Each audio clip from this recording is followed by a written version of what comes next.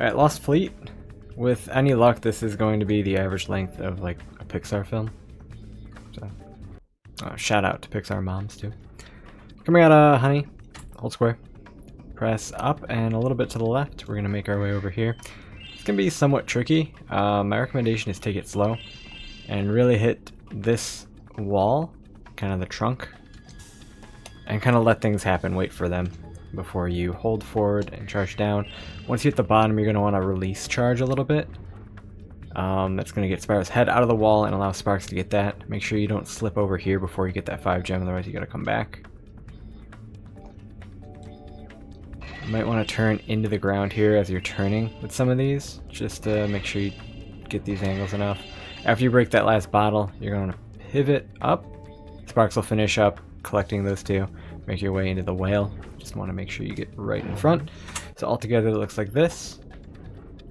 You can even hit some X, holding X down to get that to work. Shoot on down, release, quick reapply. Turning up. If you're a little bit quicker, he'll be more to the right, and if you're a little bit slower, he'll be back more. Let's get this off screen. I don't even think that was on screen. Fun fact. Coming out of the whale, hold square. And this is actually a little bit weird. During this pseudo cutscene, you can actually control where Spyro goes. You're probably already familiar with this because you're an absolute Chad. But I like to hold square, and I like to go up left just a little bit.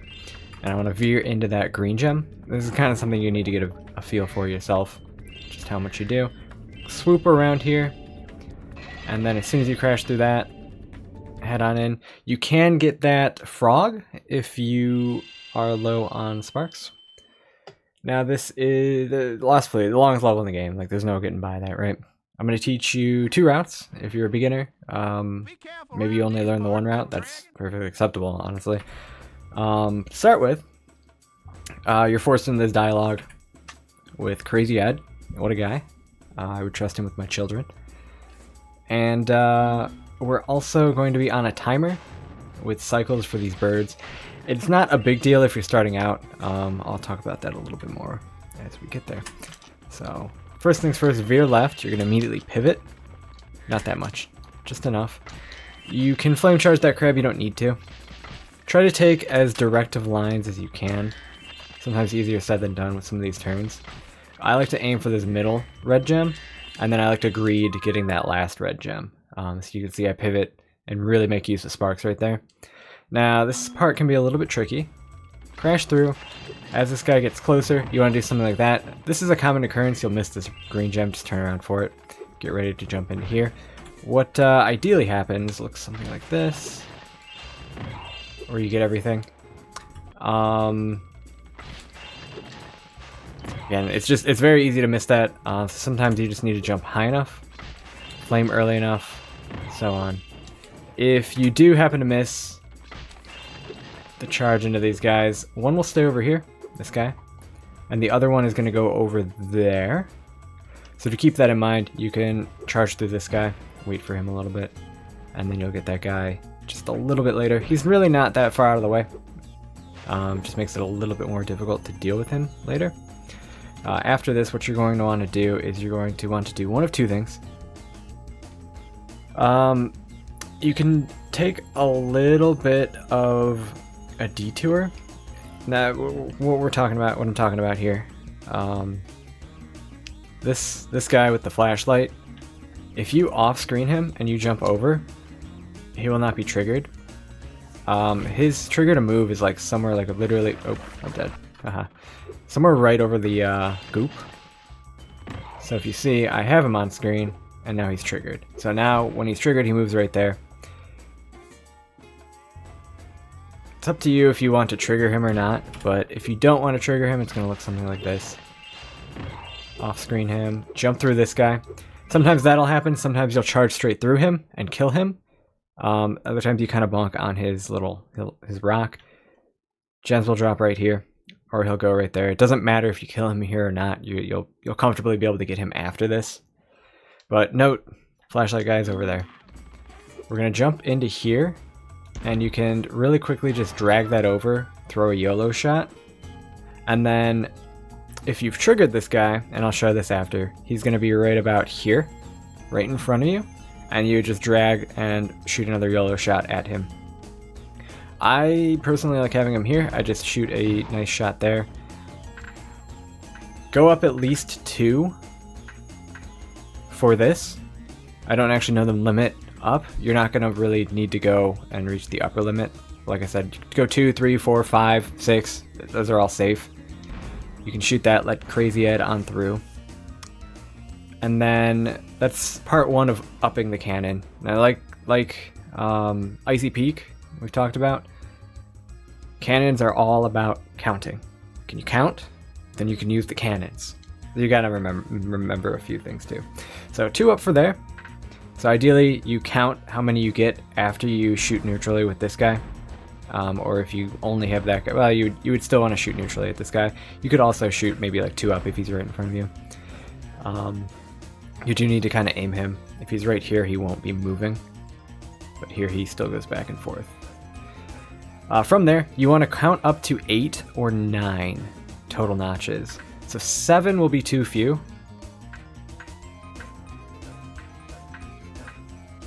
7.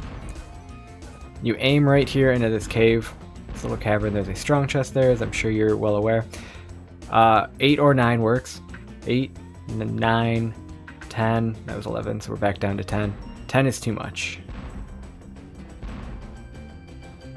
Back down to 9, and 8 or 9 again works. Shoot that in there. If you've counted correctly, shoot this and immediately crank over here. Be confident in this, genuinely. I can't recommend that enough. Now, I said we were on a little bit of a timer here. These birds are cycle-based, and they're active. You're right nearby them. So if you screw around a little bit too much here, they're going to be a little bit off. But that's okay. You're going to want to know how to handle these birds regardless of their cycle. Because eventually, you're going to be screwing up in the beginning. You're not going to get perfect. Eventually, you will get used to getting like a kind of a quote-unquote optimal path, and you'll know what to expect with them. That comes with time. It's not something you're going to always be able to do. The best way I find to handle these personally, crank it all the way up. And by cranking it up, I mean, obviously pressing down. If you can aim kind of here, a lot of visual cues with these, kind of here, and you can get, I believe this one that's going back. Now the one that's coming forward, excuse me. You can also aim at that mast right there for this guy. Obviously I just killed them. I should probably finish talking about how to get those guys. So let's do that. You can also aim just right of this star for this guy. You can see where he's going. And you can always just sit here and kind of watch and play around with it yourself, count notches. I try to be simple with these. Like I said, if I'm dealing an absolute up here, I know I'm eventually going to be able to get this guy. And then if I aim a little bit more right, this guy will cross his path. So that works out for me. You can follow them in their path a little bit and adjust down as you see fit. And then there's also, I'll show it a little bit more. You can get something like that. You can see I'm still absolute up. I'm aiming just a little bit left of the mast here. And then I bring it a little bit over like that. That's kind of a lot to take in, but the moral of the story is adjust up a bit, get to 8 or 9 in your next adjustment up, shoot. I'll go all the way up, crank that baby, and find where they're going to be. Use one of those visual cues I just laid out. You can alternatively, if you missed this strong chest or if you missed this guy, you can crank back down to nothing, all the way down. Shoot it here. It's going to be up to you. If those birds aren't in a good position, you can do this first to like back up, saving these guys, and then crank up and get the birds. It's going to really come down to like what you're comfortable with. And you might choose to do something and might be wrong. Like the moral of the story is you have the tools at least to know how to get everything. You might not execute it perfectly. That's okay. It'll come with time. So if we back up, the alternative, I'm sorry, I have a forced habit of putting him off screen. Looks something like this. So I counted 4. I think that was another 4 or 5. and then ideally you shoot about here, and then you can see I notched down a little bit, and notching down just one, I'm pretty good there. I can get that maybe a little bit earlier than I would if I was up a little bit more. So ideally what you saw here with these birds is kind of the ideal cycle. Obviously I did miss this. This is something you kind of need to get a literal feel for. The timing from landing to doing this is, even this guy is a little bit interesting. But that's kind of an example of one with this guy being right here and more optimal bird cycles. Another note is this route is based on Nitroff's standardized beginner route. There's a bunch of different routes for this level that have floated around for years. He timed one out that was optimal. His does vary a little bit. He doesn't get these birds here. I opt for it, and I personally recommend it for anybody starting out. Because it helps reduce variance. This is the opening of this level is very easy to be consistent in, so you can have predictable bird cycles. Whereas when you're leaving, you would get these birds with, I don't know if we can see any. There's a bird that goes around this ship. The 3 birds at the end, you're getting from this cannon up here. That adds on 2 more birds, which are another big points of variance. It's easy to miss. It's easy to sit there and just shoot for hours, basically. Kind of waste your time. In the meantime, you've got these kooky crabs over here, which are going to waste your time being in random positions. There's just a lot of variance involved that gets thrown in. So taking away some of that variance, and this is also some bias because we get these birds early right here during the faster route, the flop route I'll call. So that's kind of my rationale. If you're more comfortable getting them later, then get them later. Just keep in mind the difference in gems here. And they're kind of an example of getting everything perfectly. Yeah, adjust your route by, what is this? Has a 5, and I think this is a 2, right? Nope, they're both 5. So adjust your route by about 10. Gem route if you're getting these guys later. One quick tip, similar to Icy Peak, getting on these cannons, if you face more center, you gain control quicker than if you were not to. So afterwards, you're going to be going over here, regardless of if you got those birds or not. These will include bird counts, of course. So there, I did not get this guy, and you can see he's right there. He's pretty much in my path anyways. If I had killed him earlier, his gem would be probably with this, because that's where the gem was that I hit him. And you can see I did not off-screen these guys. So, jump off, charge through, be ready for him to throw. If he hits you, he'll actually hurt you, even if you're charging. They're a little bit of a jank enemy. Clean up something like this. There might be a guy over here. Again, if you sometimes when you shoot this ghost initially, it may kill one of these guys. Sometimes it may even kill both, or sometimes it doesn't kill either. One guy will end up over here. Just make sure he doesn't throw at you while you're over the goop. You'll get hit, you'll take damage, you'll land in the goop, and you'll take damage. So I find personally this is a little bit easier to take damage on this route than the flop route, so do keep that in mind. I'm at blue sparks. If I'm newer, I definitely probably want to be a little bit more gold. Again, coming in, I could have gotten that fodder along the way. If you did not if you didn't manip the guy, so he's right here, and you killed him right there, the flashlight ghost guy, his gems are going to be somewhere right here, kind of nicely in your path, so the trade-off from off-screening, that little bit of veering off, pays off here because you don't have to go as far out of your way for these gems. Do this. This can be a little bit of an awkward section. Every now and then you kind of you're favoring the left side here. There's a crab right here. As you come up to this guy, it can be a little bit of a pain in the butt. The crab can sometimes just get you. So that's kind of more what I'm saying. These guys are easier to deal with. We're going to simply do this. Grab his gem that he drops out of midair. Jump over this. This guy, we're going to do the same thing. We're going to veer off, charge, jump around, kind of like that, because he's going to throw from his right hand. He's a righty.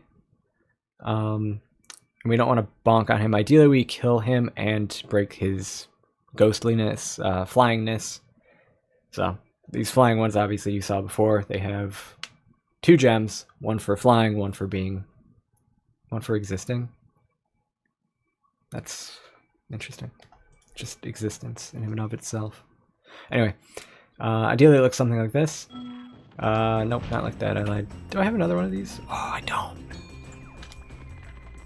I'll quickly get this.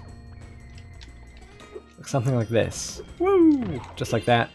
If you don't kill him, he runs over here. He's a little bit more out of your way. I would personally recommend getting him. We're gonna go kind of pass through this again, just in a moment. I would recommend getting him on that second pass, because he does take a little bit to come out of the air and then run over there. If you get him along the way too, while he's running, that's fine. He even drops a gem here. Don't bother getting it. We'll get it on the second pass. I happen to get it because I'm sitting around. This crab sucks. All these crabs are kind of kooky and will be in random spots. He can lose you some time depending on how he's positioned. I like to jump shallow, very shallow into this, as opposed to jumping like more deep into here.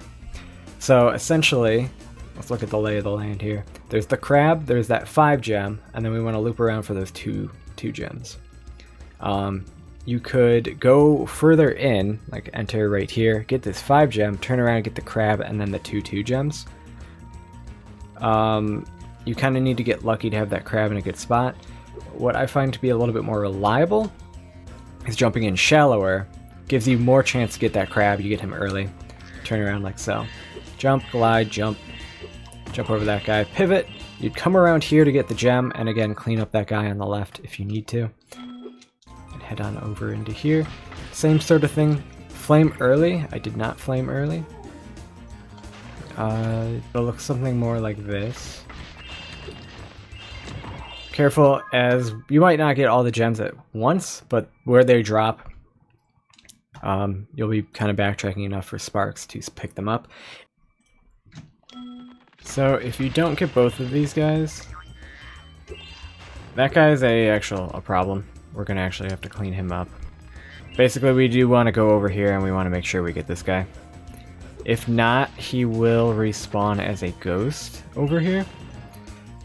This crab usually will come to you, but you may need to go out further and even flame charge him potentially. Flame charging these crabs is kind of, it's somewhat unreliable. It's mostly fine, but there are every now and then situations where it just doesn't work. So be ready for that. Be especially careful with this guy flame charging. If he's too far over here, his 1 gem can actually fall down in here, I believe. So there's another fodder you can get. And then this guy is just really nice and easy to get. You come up here, you can turn and just get him kind of off screen like so. I forget what the bare minimum here is. 0, 1, 2, I think it's 4. There's 3. It's 3. So 3 is the bare minimum. I don't count specifically here. You've got a kind of a wide range, maybe 3 to 6. And again, more birds. We are dealing with 2. This guy will circle just around that mast. This guy, that's not our guy. Don't get confused. This guy is going to come from here, not that guy either. Well, fun fact, you can get that guy that just went to the left. You can get him by like right here. Crank it all the way. See, I just got him. Pretend like we're watching this bird. So this is the other bird that's here. He goes around like this. He kind of does take a while. He is the priority, the one going anti-clockwise. If he isn't here, going around the mast when you first show up, he will be shortly, is generally the rule of thumb, so be ready for that. You can see it doesn't take that long. Now, so here's an example of that crab. I like to do a charge glide up to that second step just to be able to jump again quickly. And then this is kind of oftentimes how your bird cycles are going to end up, as long as you moved okay. You can go right into you're going to get this guy coming. You go up a few more, and then you can keep that same line and kind of follow him as he moves over. Do I have a save state right here? I do. Okay. You can alternatively go, I think it's like 8 or 9, and aim right about there, and you'll actually be able to get both, just like so. But what's a little bit more reliable is something like this. You can see I kind of aimed right at the middle here, and then I could crank down to get this one early. You can just do little 1 adjustments, shot, adjust, shot, adjust. Again, not being specific with that break there, or I can just wait for him to get about right here. Maybe closer to this line right here. If you do miss him, or if you're on a very bad cycle, this guy that goes around the mast is very easy to recover. You can go full crank up, and you can aim it right about here. And then this guy, you don't really want to be too high, it's kind of more medium. You can shoot here and just see. Like, you have a lot of time to prep as he's coming from over here. Regardless of how you finish, be very careful exiting this cannon. By trial and error, if you exit too far left, you'll actually just fall.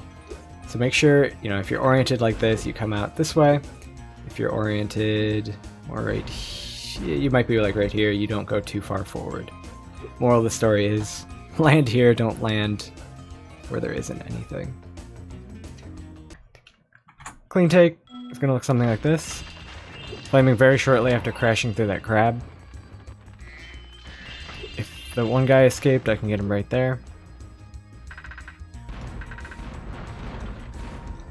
Following that bird, going a little early. If that one guy escaped, I do want to go over here and get him. Otherwise, I'm going to land here. We'll get that that one ghost guy later. Hug the right side, just for correct gem counts. If you get these 2 gems here, it's not that big of a deal.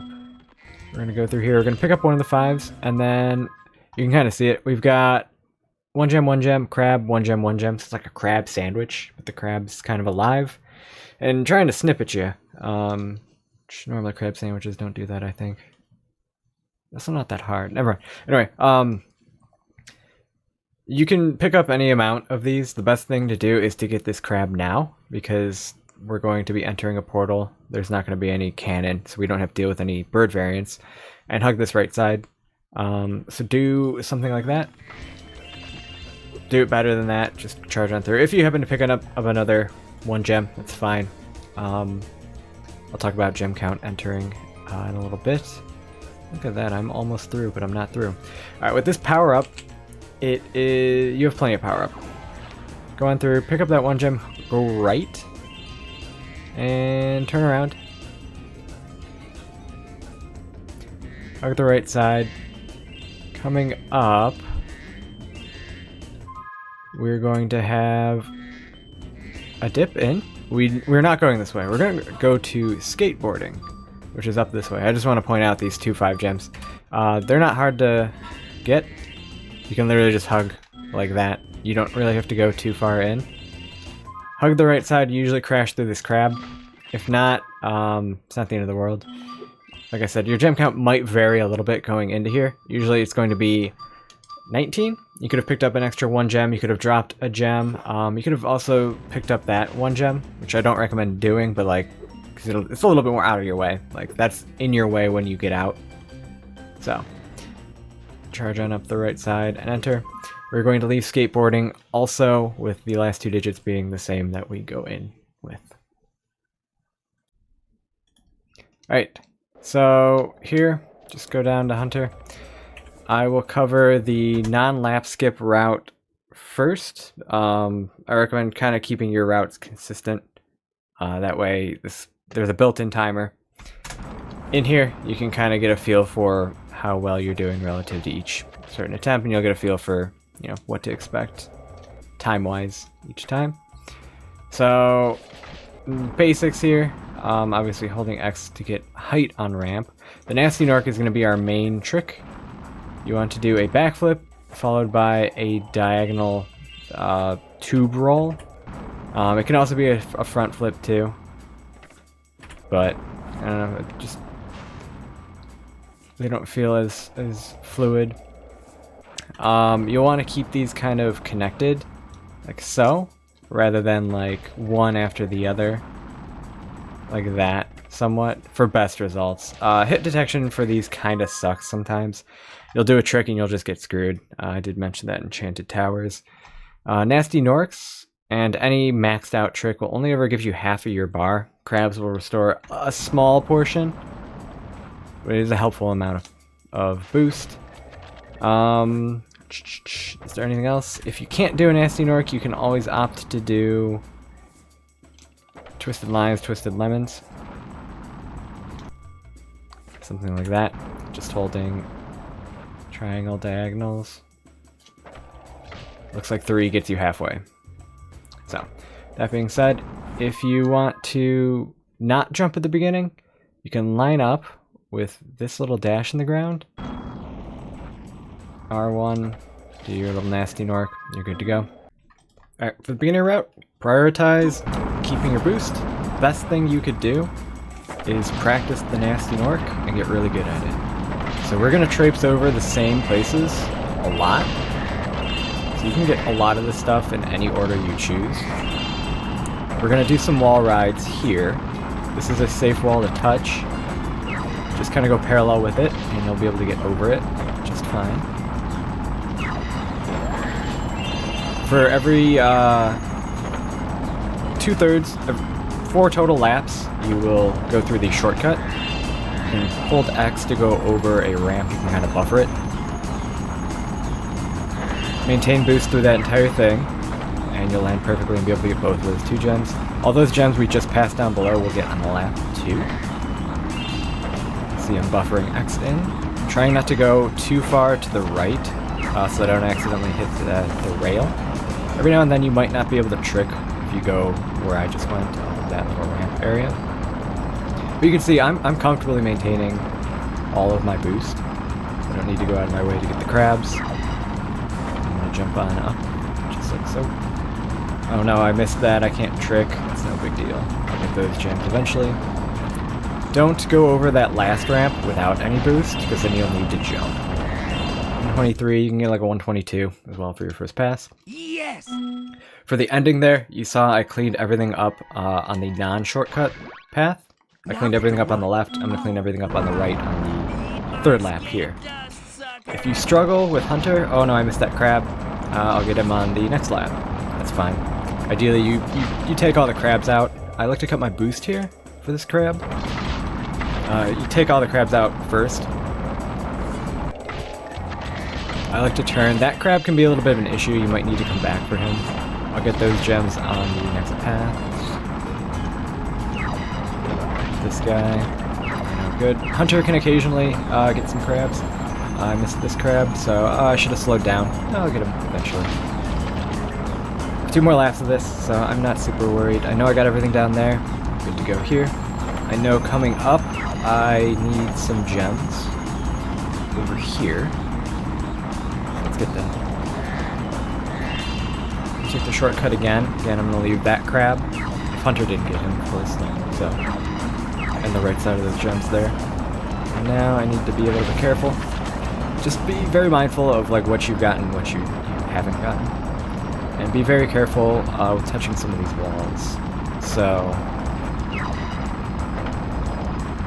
the walls I'm generally showing are fine. This wall right here, I don't recommend touching ever. It can be okay. They're very inconsistent. I'm not entirely sure how some of these... Oh, Hunter got it. That's fine. Burnt out. What to say,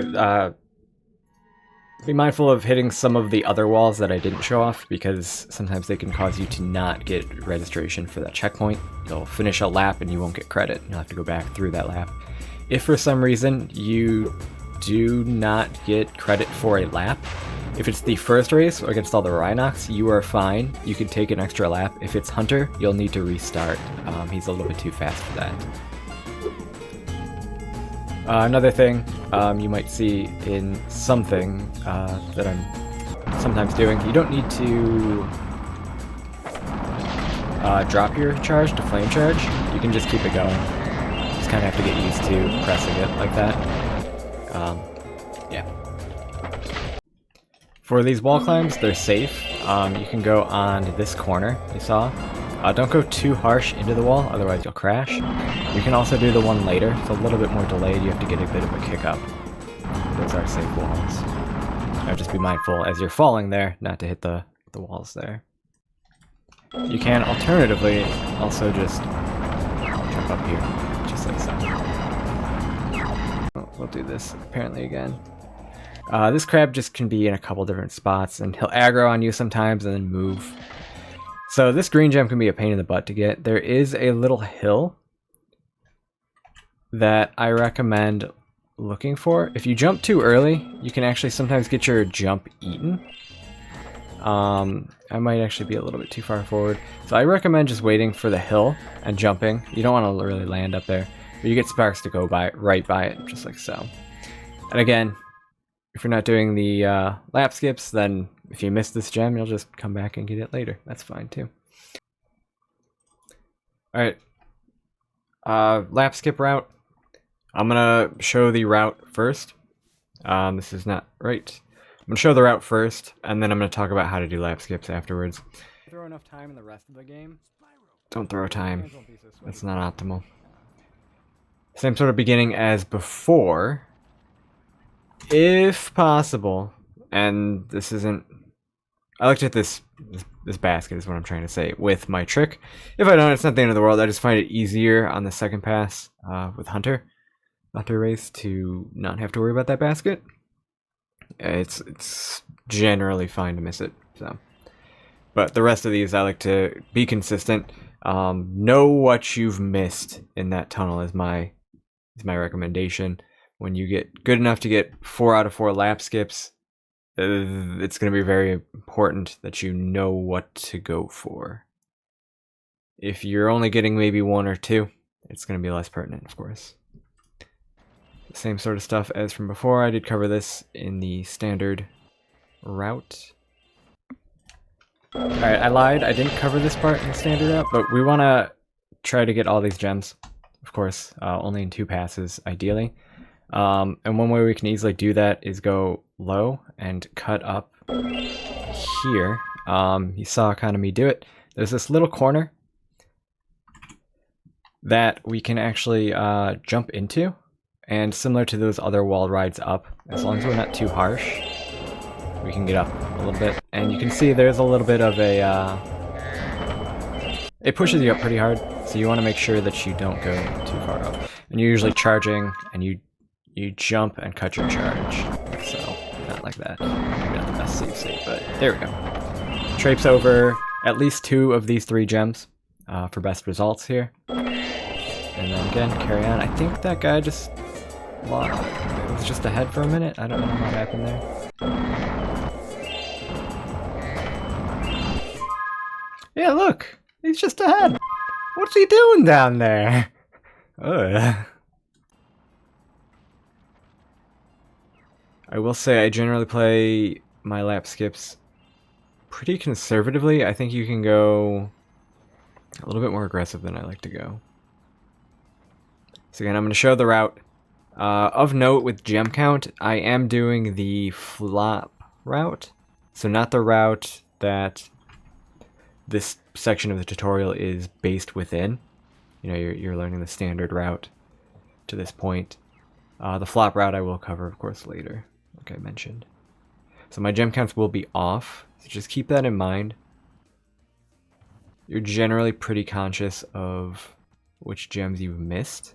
So it's not really super important that I'm not displaying the correct gem count if you're not doing the flop route. I do split the ending like so. Every now and then you might get this 1 gem too. It's not the end of the world. One other thing I do want to cover, which I should have brought up before, but I was busy yapping. These gems. This green gem is oftentimes gotten right here. You kind of fall onto it. You don't necessarily have to. This basket, you'll usually have plenty of opportunities to get it on your turnaround. I'm not concerned about it. This one gem, I'm also not concerned about. And this one gem, we will get the first time we get a lap skip. So those gems kind of get handled a few different ways. You can see here, I just got the first turnaround. We get that gem, and you go a little bit further. In general, you pass this first ramp, and you just need to go a little bit further beyond. This is for the purposes of getting the checkpoint for the laps. So that's one thing that is important. There are a certain number of checkpoints, think like racing games, that are competent. You can't just turn around and go behind the starting line and get a lap credit. For every subsequent lap skip, it is ever so slightly faster to just bonk here. I kind of wanted you. Just like so.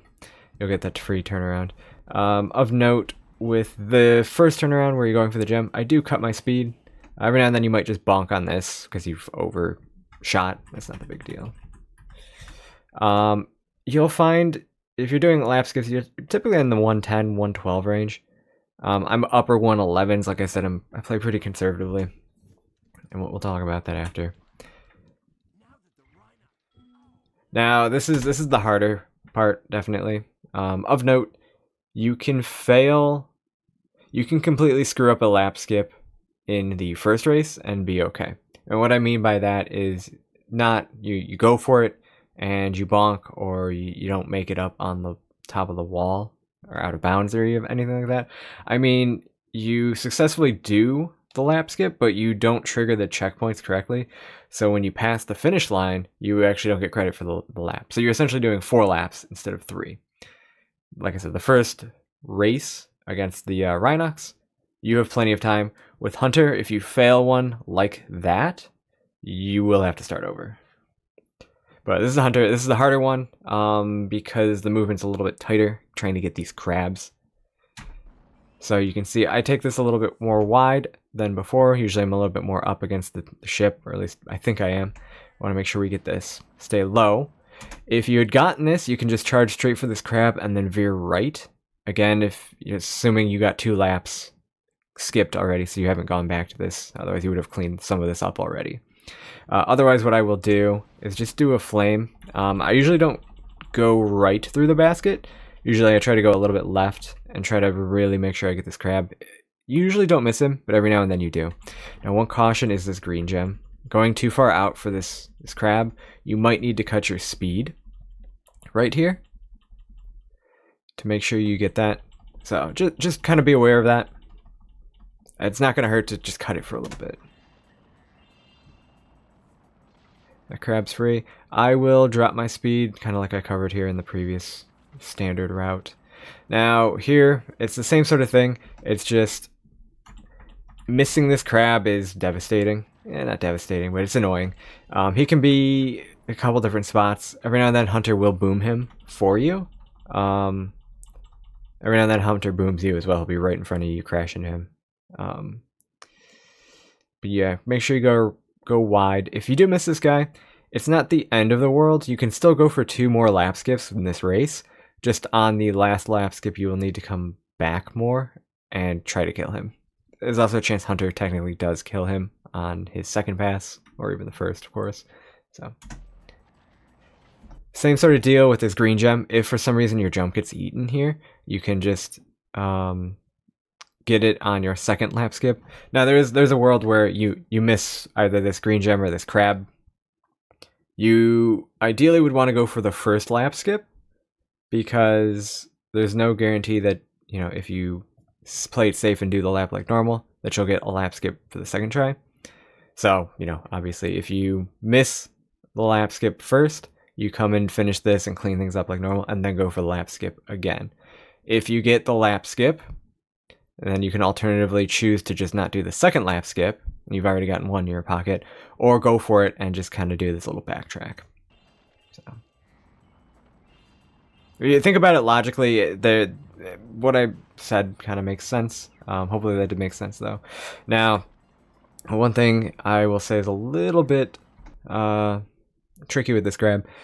Don't go out of your... Well, I don't know. You find what works for you. I don't like to go out of my way for him. I generally find him on the right side for this first lap. Hunter will either kill him, or he'll be kind of notched into the left side of this wall, which is where I'm typically taking my line for lap skip. I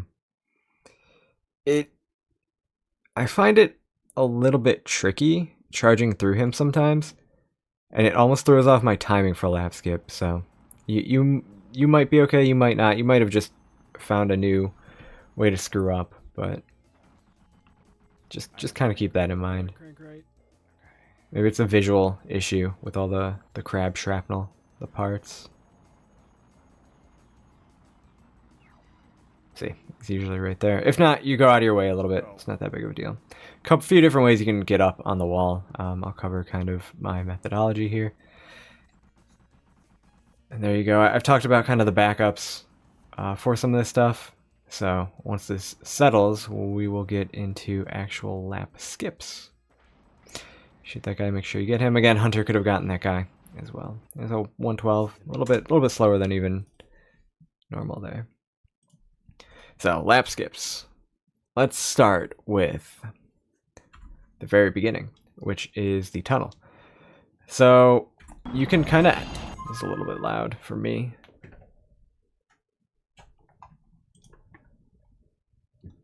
Alright, so with the tunnel, you can go in holding X. And actually, I think this is going to be easier to first show here. So you can go in holding X, or you can time it to go off the ramp and press X, kind of like any other normal ramp. So let's slow this way down. I like to hug kind of the left wall. There's no wrong way to do this. Find what works best for you. You can go out a little bit more wide. Do be careful if you're going out a little bit too wide. The slope of the wall can actually allow you up, and it'll throw you off. So I am hugging left. As I'm approaching this corner, you can see I drop my left input because I'm going to let my momentum forward carry me, and then I'm eventually going to start to turn into the wall. And I'm going to do basically a loop off of this. This is a ramp. We're going to elongate this ramp essentially. I'm holding square still, and you can see this slopes down and then it slopes that way. You can almost imagine a line coming down right here. I like to aim kind of right about here, right where I'm headed. So even right on the line here. And you can see I've already turned back to the left. So right basically when I hit the wall, I'm going to swing, just jump left. It looks like I got some up left in there. I'm going to go left, which is eventually going to roll around. You can see I'm going straight up. And with the left momentum, it's going to carry me just left of this rather than going straight up and bonking. If you go straight up and bonk, you'll respawn. There's a slope down right here that leads to this rock. You'll be on top of the slope. Just keep that in mind. You can technically do like a backup thing where you jump at this rock and it knocks you up and out of bounds, but it's inconsistent. Sometimes you just don't get your jump. I don't really have any sort of set up for it or anything like that, but you're going to go up just like so. And you can see I've switched from left here to up to right very quickly. So it looks like I'm on up for like 2 frames, but it's just this quick roll. I don't even get diagonals in. You could probably do diagonals though. I just want to make sure I clear this, but keep going up as much as I possibly can. And that's kind of the big problem. And afterwards, then I want to crank it a little bit right. Now your height will vary greatly. Sometimes you will just be able to barely cut immediately right and just sneak in. This is where the start of the upper part is. This is still a wall right here. You can sometimes just barely sneak in. Other times you go too high and you want to cut your speed, or at least I like to cut my speed. Like I said, I like to play these a little bit more conservatively. Up here is a little bit weird. I've got fire and sparks in my way, so let me see if this will be a little bit better. Alright. So, first off, these planes here, you can see the lines that separate them. They're all pretty safe. I like this one. I like to kind of ramp off of this one. Just like so. There is a plane immediately after that that starts to dip down. This one, so this is the one I like to ramp off. This is the one that's also okay. Oh crap.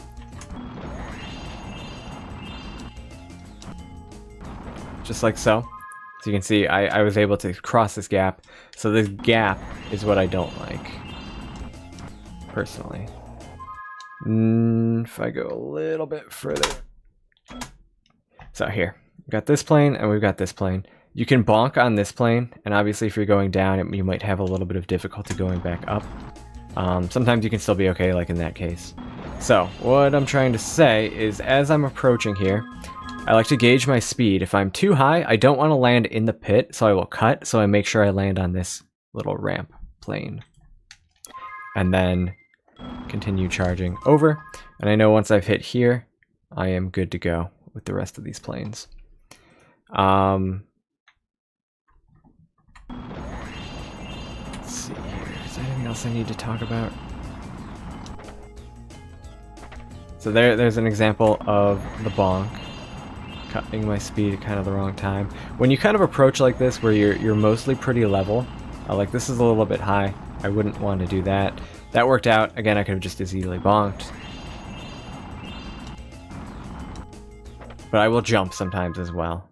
And actually I tend to favor jumping if I land on that plane. Like so.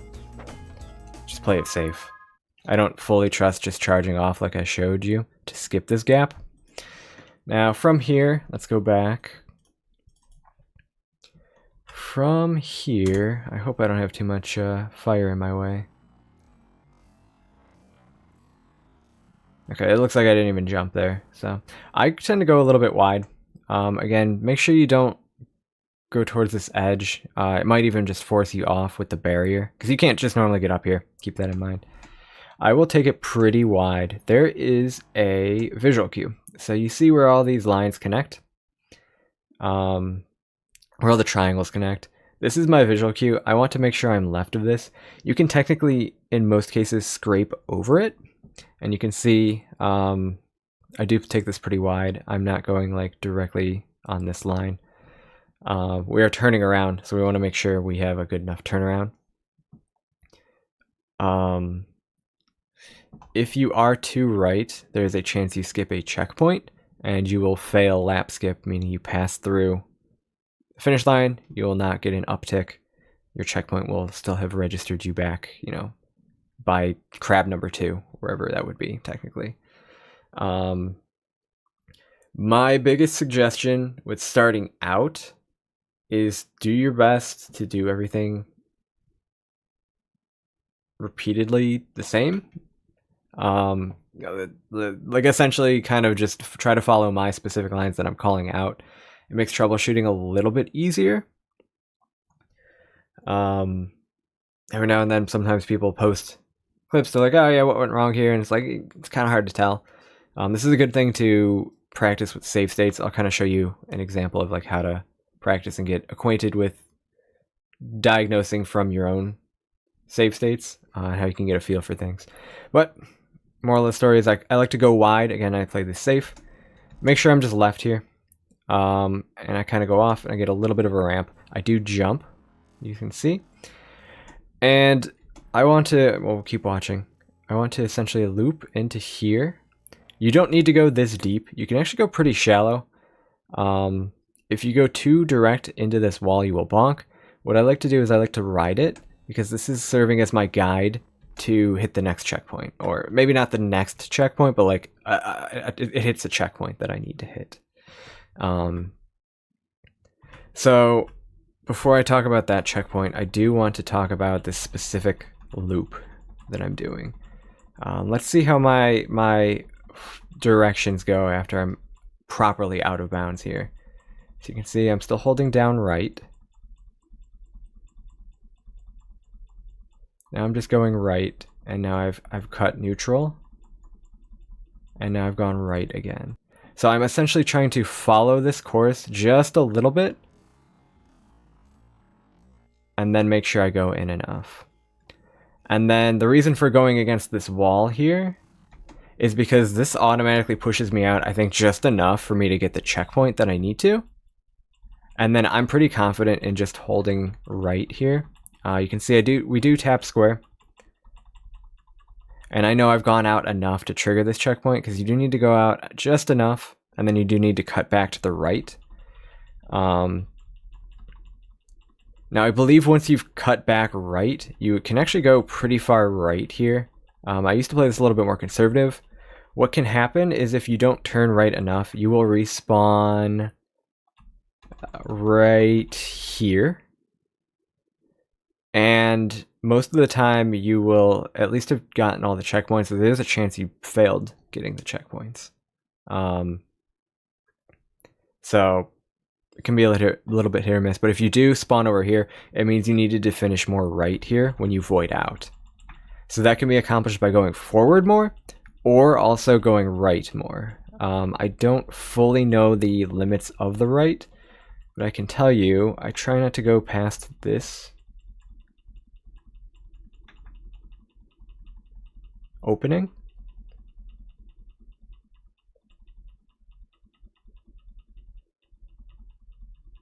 So I'm kind of right in line. Usually I used to play pretty far left. I used to aim between, or I think I aimed for this ramp, but I've since switched it because I kept getting the respawn at the wrong spot. So after you jump off and then you rub against this wall, I do want to kind of just talk about this loop really quick. It isn't a perfect, clean loop. If you go more up here, I prefer to kind of be carried and jutted out, usually. But what you can mix in is a sort of jagged series of turns. So you get rather than doing a nice quick candy cane style loop, it's more like a bunch of lines that turn you around. Like that. So either one will do. Just make sure you are getting out left just enough. And you can see that also with some of my tapping that I've done. That wasn't quite out right. Awkward save state, but keep that in mind. From here, it's fairly straightforward. You just need to respawn. You can see me hold down left. I'm going to jump after I've turned a little bit, square, and that lets us cut back around. You can technically do this the other way as well. And then, like I said, we're going to make sure we get this red gem. So this is also serving to get us a checkpoint. Just cut around like there, or later, we're just going to bonk on here.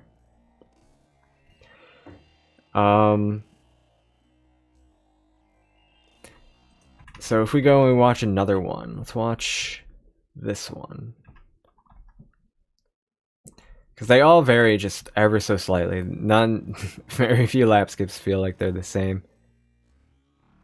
So you can see I cut my speed here because I found that I was getting a high pop-up. And so I cut it. And I generally tend to very often. This one looks nice. I am going to jump again here. Again, playing pretty far left. That helps me get a wide turn. Going just left of that. Kind of a jagged arc in. I said before, you don't need to be this deep. And in fact, I probably wouldn't want to be this deep either. You can just brush around the tip here and ride off. You just need to crank left enough is all.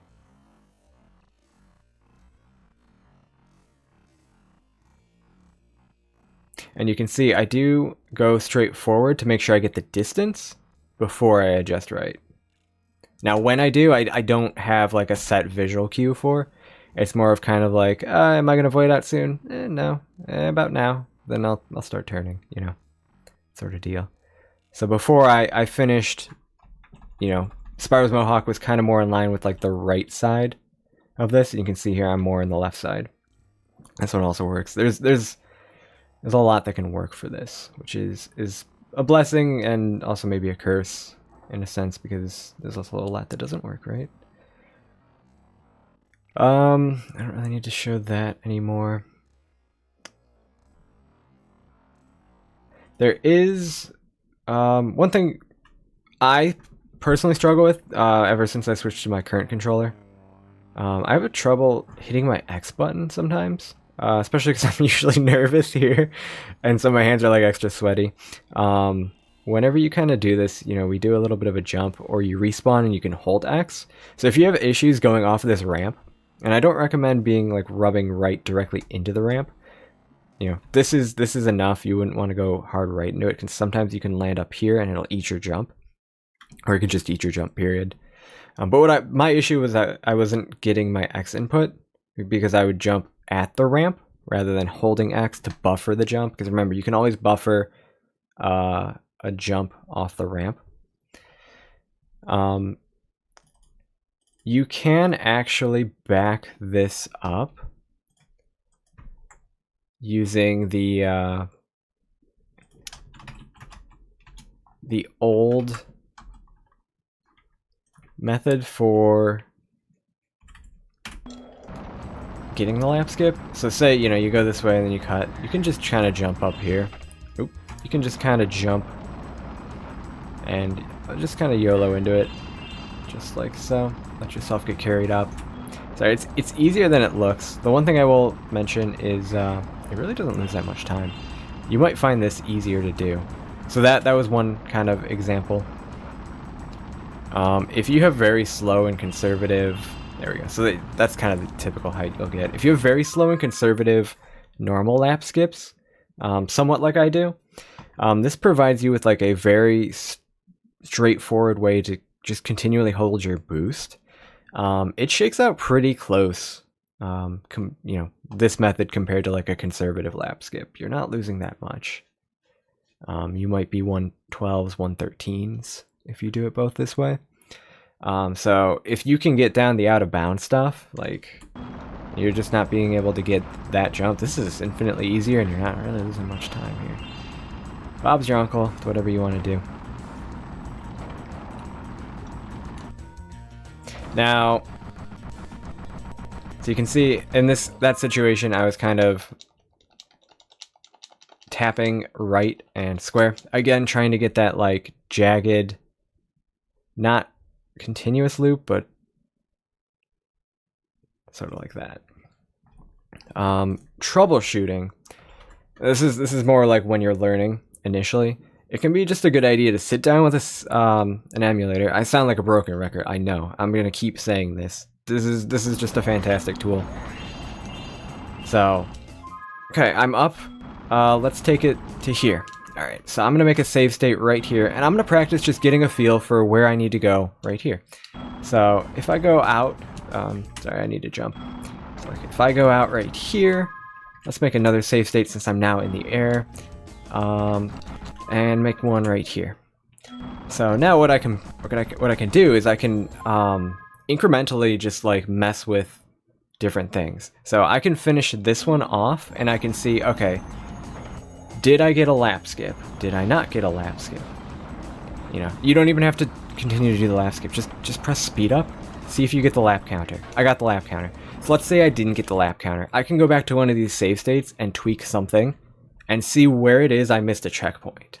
So here in the air, it's like, okay, I didn't, again, theoretically, I didn't get like a lap skip. So like, do I need to go out more left? Like, was that it? And then I go through, and do the turnaround, just for the sake of it here.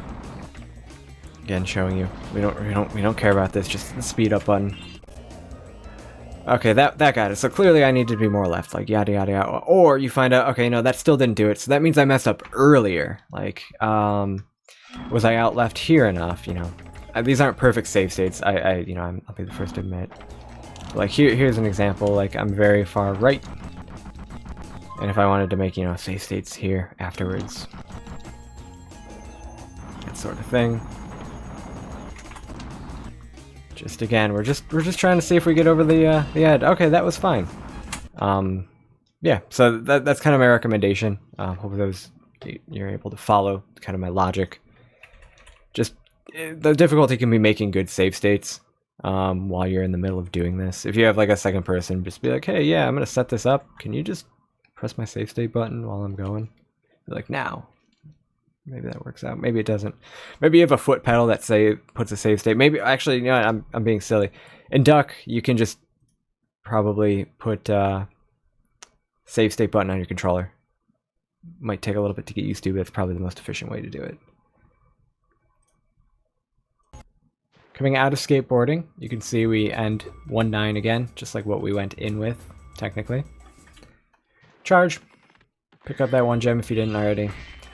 Be careful with this crab on this platform. He's got some like weird voodoo magic about him. Your momentum kind of just goes further than you think it should when you try to flame charge him. He's also going to be like a variable position. So if you can do a very short flame charge and just don't go too deep. Come through here. And then note, very important, there are 4 crabs right here. 1, 2, 3. What comes after? Yeah, 4. 4 crabs. This is just such a weird spot. These crabs are any which way you want. Any which way they want, really. Make sure you're counting how many you get. 2, 3. Oh, nope. 4. And again, just the weirdness of crabs is like they will not always properly aggro onto you. So you can get that guy a little bit later too. Just make sure you get him. Again, here's a slightly different crab layout. This one was a lot nicer. We can see we've got... Oh, look at that. I missed one. Never mind. Goes to show what you need to look out for. Here, this is a lot of reacting to crabs. So you just start with, you're going to want to do this. So from here, you're going to be able to just jump up and clean up this chest from before. Be very careful not to go right up into this too early, because you will flop. So you might find it easier to start with this crab first and then come up here. Now, if you fall off, what you can do is you can jump on the cannon. Don't, jump on, go neutral immediately. Don't turn it at all. 2 notches up. And do a jump, charge, jump, glide. Now, this is very important. You can charge too early, and you'll bonk. You almost want to do it, like, right as Spyro kind of seems to come down. It's really, really right at the top of the jump is when you need to get it. I almost kind of hover in the air, You can also do this backup. This is kind of really difficult. This is what the other route does, just so it's there. I'll explain that a little bit later. But yeah, that's what happens if you fall down. But to avoid this, don't jump right up against this wall. This one's especially punishing. You can get away with it. I think the issue comes when you're charging too deep into the wall initially. Not so when you're leaving the wall. So flopping because you're kind of just charging up against it too early. So aim a little bit more right. Don't go directly into the wall. So this more than this, really. Jump around. Anyway. And you're gonna glide. Something like this works. Again, it's a lot of just like reacting to where these crabs are. Just like so. Again, they can be a couple different variances depending on how you go about this. Do what feels right. Yeah, I gotta get that guy. That's what I thought. and then keep on keeping on. You do not need that fodder if you are down sparks at all. Get these 2 gems, get the crab if you didn't get him. Just notice how I went like that. Come down here, flame this guy. Sometimes that guy will be more in front of you to the left. You can actually charge through him like you would any other, you know, flying ghost guy.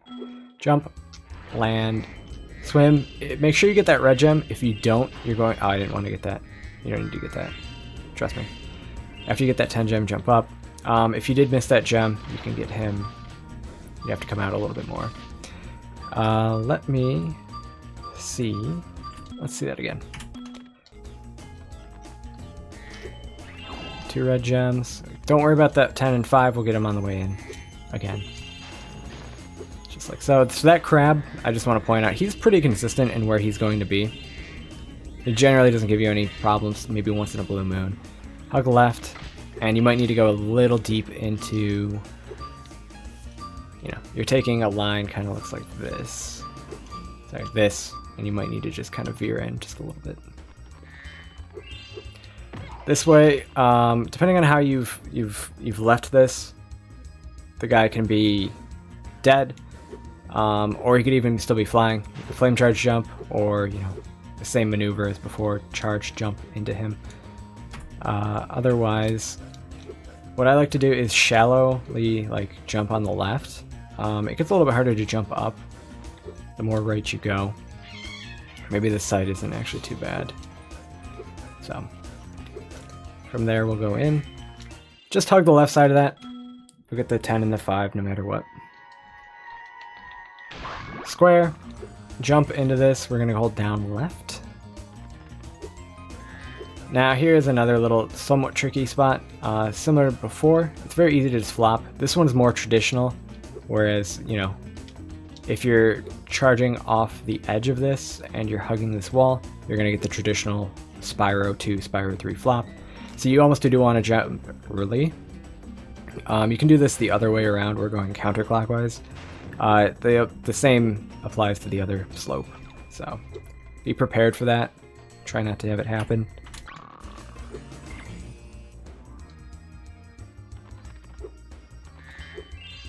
Jump up, shallow, turn, pivot. Don't bother getting this fodder. If he's in your way, it's fine. It's not a big deal. Land, charge glide, and land on here. So we've got 3 birds here. Again, 2 birds would be around here, not this guy, if you didn't get them at the start. But these are the last 3 birds in the level. You can spend a lot of time here, just by nature of there being 3 birds. I will show you setups for 2 of them and somewhat setups for the other one. So if all goes well, your cycle will oftentimes look like this, where that guy is just going behind, this guy is kind of synced up and he's starting to loop around the other way. And then this guy I've found, these are local cycles and I believe they're proximity based, because sometimes these 2 will be synced up still, but this guy will actually be in a different position. So I think depending on where he is and where you are in the level has an impact on his position. Like I said, you'll eventually get used to your consistent movement and what sort of cycles you can expect, but you do always want to be prepared for the birds. So when you first land, the way I like to do this is I like to go about 7 or 8 up. No, 7. And I like to aim just left of this, like the center of this. You can see it's got, as you're kind of going over there, you can see it's got this vertical line and the horizontal line, but as you get over there, the vertical line's maybe a little bit more obscure. Aim just a little bit left of this. And again, I'm 7 up, 8 also works. When that guy's coming back around, as soon as you see him, I could turn away, and I'm pretty confident that I'm going to be able to get him.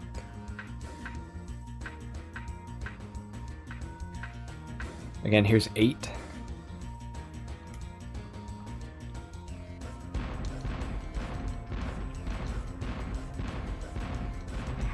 Okay. That's how you get that guy. Alternatively, right when you land,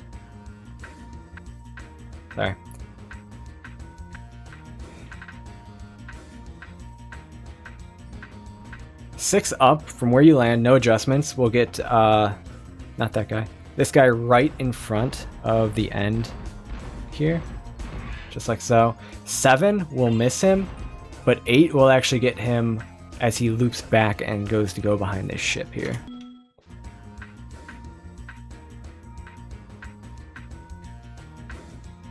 So 6 or 8 from the position you spawned at, so you see he goes around. So 7 would miss. I'm not going to show you 7. Those are the ones I like to keep in mind for that guy. You can also do some more improv stuff. You know, 6-ish I think works with like a shallow aiming about here. I think I need to aim a little bit left.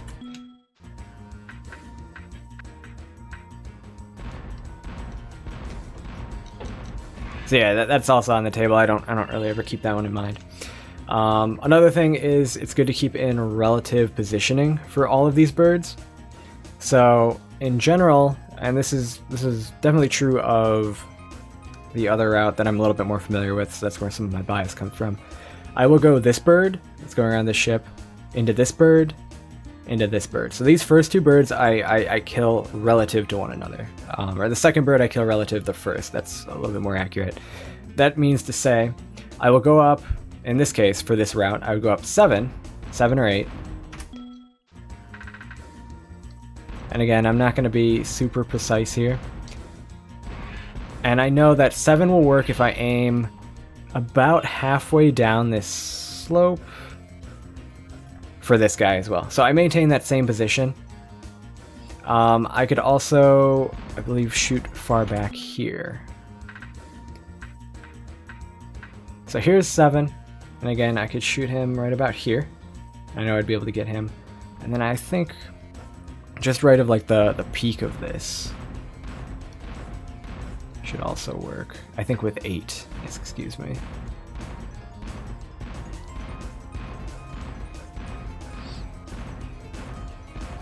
Yeah, 8 I normally do for this guy. 7 just also works for this guy, I should say. So they both work like that. I think you can also get this guy more shallow right about here. Kind of aiming right at the moon, just like so. This last guy, I kind of have to react to where he is. That's my best example, best explanation. As soon as I see this guy, I'm turning. Pretty confident. I think I might notched up 1. And then I'm cranking down. What I'm used to is he's usually more back. This is with the other route. So in this situation, with him advancing like so, I can go all the way down. See, completely down. I know there's a good few spots where this actually works. So right about here, or right about here.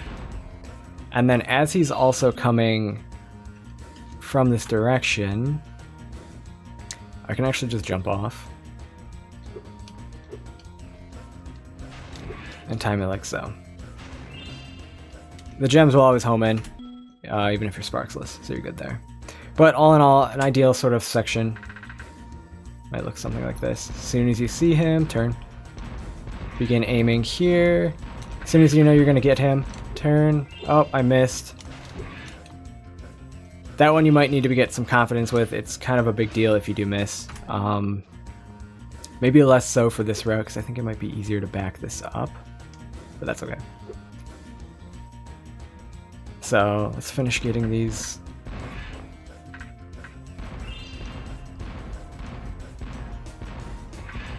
And I'm sure there are more setups for these birds that I don't know or aren't currently like conscious of. But after getting those, we are going to glide on over, and we don't really need to stop here. I just want to stop to demonstrate what we're going to be dealing with. You ideally want to glide over here, land on the right side. You can see this line, which is the top. Charge, jump, glide on over here. Make sure you don't glide down there. You're going for the higher one. So the right side is more reliable. It's completely safe. You can see just I'm screwing around on all of it. The left side is not reliable. Eventually you're just gonna fall right there. So land right, I land left with the save state because I was lazy in setting it up. We're gonna say our home dog, Chad. When you come down and get this egg, do not go out of your way to get that 5 gem. Unless you're Sparkless. Sparks will always pick it up. This is not Spyro 1. Sparks is good. Don't jump into this whirlwind. This is one of like the few bad whirlwinds. So. Glide off. Get your 5 gem. Bob's your uncle. We're going to get into subs. Bunch of different routes here. I'm going to cover some. So playing around with having these two here. This is kind of what I found. 2, aiming at the master. Gets that lower one.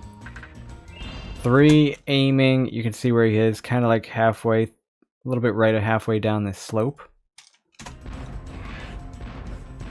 I was a little bit left, but it also works, you know, up another 3. That also works. You can also do 3 or 4 between these 2 stars for these guys. And this will actually get both. I swear.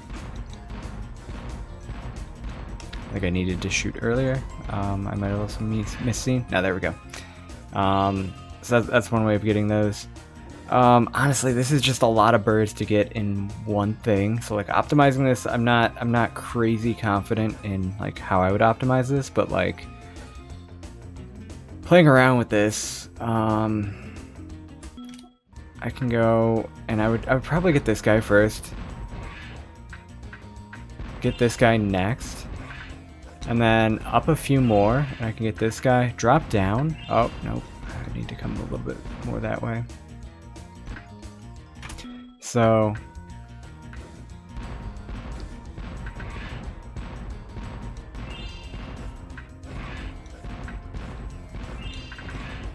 Yeah, like this. And then finish off, do your best to get this. Obviously I need to go and think a little bit harder about the numbers there, but if you put some 2 and 2 together, you can count the numbers I used there as well. Or you can use the reference numbers I gave you before. But that's how you deal with it if you had the 5. I do much prefer the 3, but that might just be because I'm more used to the 3. Alright, regardless of which route you're going to be doing, all of these will start the same. Go to him immediately. Doesn't matter how you approach him. Mash through. And we will all do the fast start. For the Scooby subs, for the second subs, when you teleport back, mash the dialogue as fast as you possibly can. Mash start to get the egg cutscene out of the way, and then mash again through the dialogue as fast as possible. That's how all these will take place. So, one thing I will want to bring up here is I'm going to first talk about Nooby subs, which is like a beginner-friendly route. If you're not wanting to learn a route, then you can just go in and wing it, get all the subs that you want. Just make sure you break the 2 strong chests at some point in one of the passes. If you do want to learn a route, I did my best to make a beginner route called Nooby subs 1 and 2. The problem is there's some randomness to the subs AI I was finding that would cause them to sometimes turn around and sometimes not turn around. I thought originally it was something to do with how you pathed to them, but that didn't actually seem to be the case. So, Nooby subs 1 seems to be the most affected by this. I'm under the impression Nooby subs 2 isn't, but Nooby subs 1, there is going to be a kind of a backup route that you would need to learn. So it's a little bit more than I was hoping you would have to learn if you're trying to learn like a basic route. So now the AI that's kind of random is when you're starting to lock onto them, every now and then they'll just turn around, but it's not consistent. All right, Nooby subs. First enter, get to this guy as fast as possible, mash through it as fast as possible. Notice when I press X, it's when the sub is completely submerged. A little bit after it submerges. This is going to give you a fast start. This is important for the second one, not as much for the first one. So note the fin is still up. You can even see the back here. That's under. The hull is under. Keep going. The back is under. I'm going to press X. A few frames later, apparently. There. So not too late, otherwise you won't get the speed. Don't have to play too aggressive for this first sub.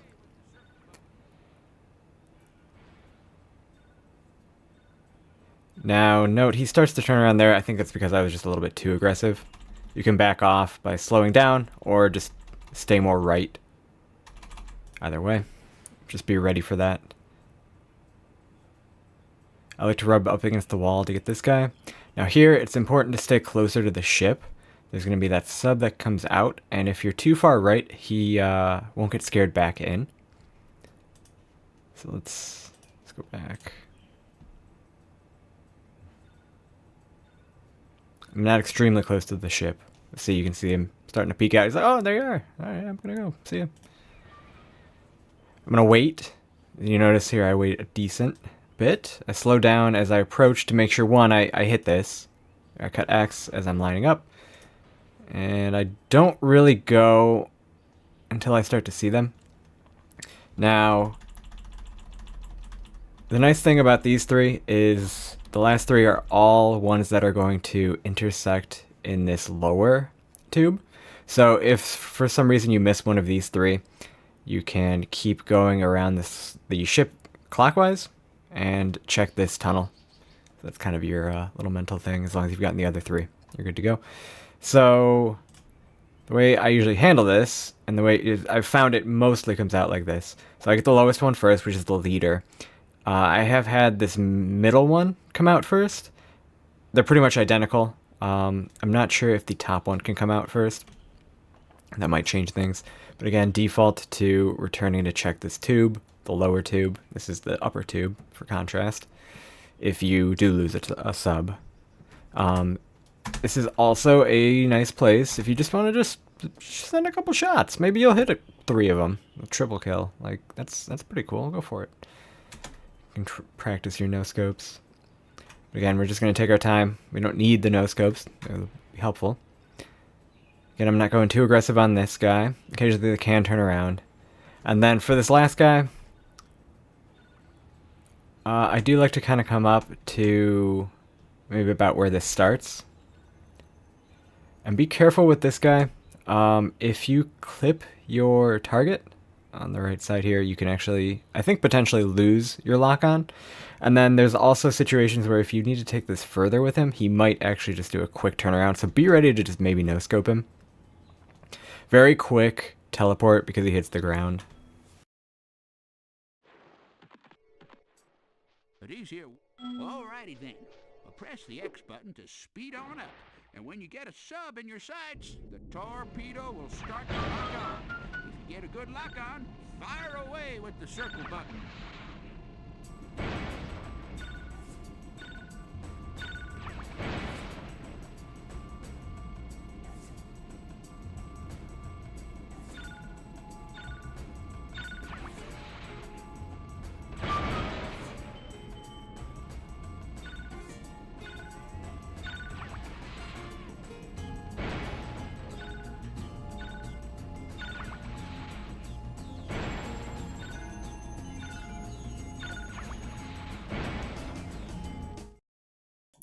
Alright, so the backup for Nooby subs 1 is when this guy turns around. This is the first guy.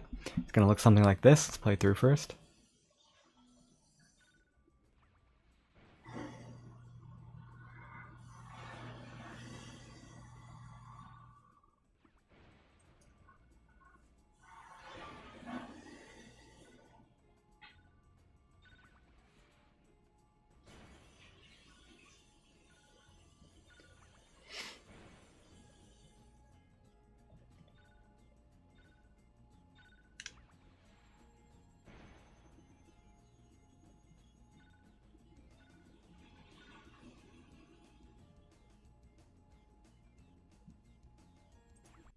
Okay.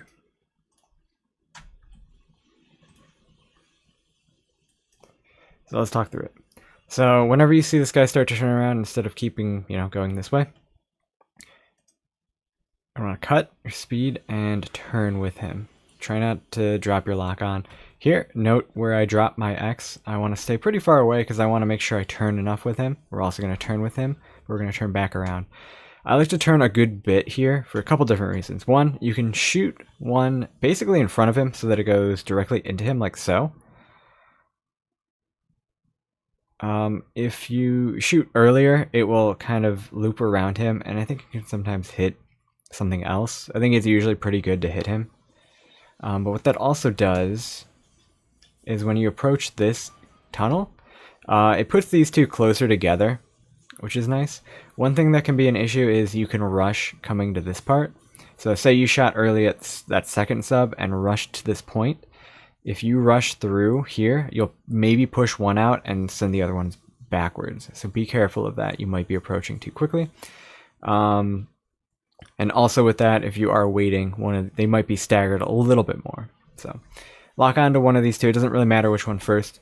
It's usually this bottom one. Switch up to him, the top one, or vice versa, of course. Be ready for this guy to turn around. You can see he does here. Sometimes he can do it a little bit deeper, sometimes a little bit earlier. So as soon as you get that all clear, shoot. Don't rush this either. You see I dropped X. Now here for this last guy, I come right around. I could have actually shot him from when I locked on right here and then immediately cut left. Instead, I keep going, and this pushes the sub into the tunnel a little bit more, so I can lock onto him slightly earlier. And I do demonstrate like just his line that he takes here. So you'd have to follow him. And if you're too far behind, sometimes you can get maybe cut off by the ship. So I could have obviously shot him. I'm just showing for the sake of the line.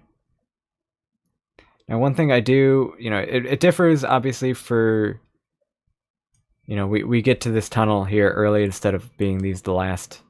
Technically 3 subs, even though 2 are showing.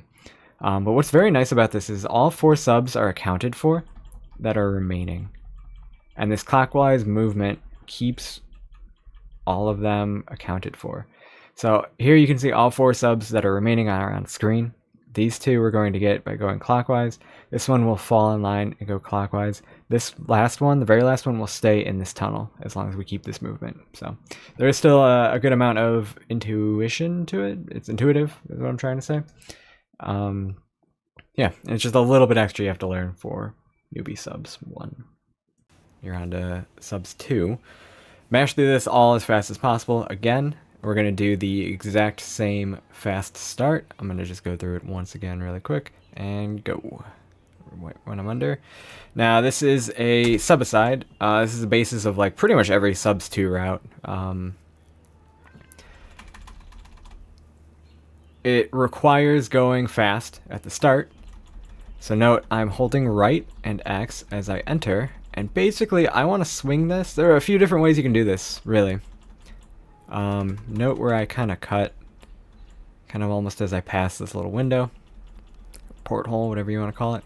Basically, I don't like to swing out past the center. Yeah, I would say maybe the right of this bottle here. Which is there's a good amount of room. And again, as long as you're doing the quick start, you'll be in good shape here. And you'll see he'll release that. It's not always going to be right on him. Sometimes he'll run back into it a little bit more than he did there. If you do miss this guy, I'll show you where he's going to be. It can get a little bit muddy depending on how you take the rest of this. So let's see that one more time. Quick start, hold right, and again you can write up more here even if need be. Never mind my little maneuver left. That was some muscle memory from just where I was going. Just head straight into this upper tunnel. Don't worry about locking onto that guy. Make sure you are right enough here that you don't hit this. Of course, you can rub up against it, but don't rub, directly into it. You're going to start locking on this guy. Notice he doesn't shoot until he's well out of the tunnel. There's a little bit of you have to anticipate this. This will always be shot. If you're going to hit 3, hit X, and then move out of the way. You have plenty of time being locked on to dodge this. So, don't worry about being, optimal in your dodge. If you need to shoot this after you've dodged, you're probably still going to be locked on. You're fine. Because it takes some travel time. And while that's traveling, start aiming at this guy. Now here, don't get too quick. So you see this guy, you might be like, oh, lock onto him. No, we need the second guy here. This guy that comes out. If you have missed the very first guy, who's the sub-aside guy, he's going to get mixed in these three, and you kind of do need to make sure that this is the sub that you target first, ideally. But we're gonna take this out. It can be a little bit tricky, so try to be somewhat wide, not too wide though, because you can kind of get lost on the side of the ship here. Dodge that, you'll be plenty fine. This guy you can stand back from. You don't need to get super up close. You don't really need to follow him as much as I did. After you get him, crank it all the way up here. You might have a different orientation for getting these two, but they're both going to essentially die. Now the nice thing is about these last three, excuse me. So after you kill this guy, the fourth guy, these last three are all non-tunnel subs, meaning they just sit there and circle around the ship and they will not go into a tunnel. So if you ever miss one, circle. Particularly if it's not this one, which goes up high and up down, the other two are typically much higher, as you can kind of see demonstrated here. And if you're practicing and you find yourself missing a consistent sub, it can be a good idea to follow that sub. See where his path is yourself. That's maybe one of the best ways to kind of get used to it.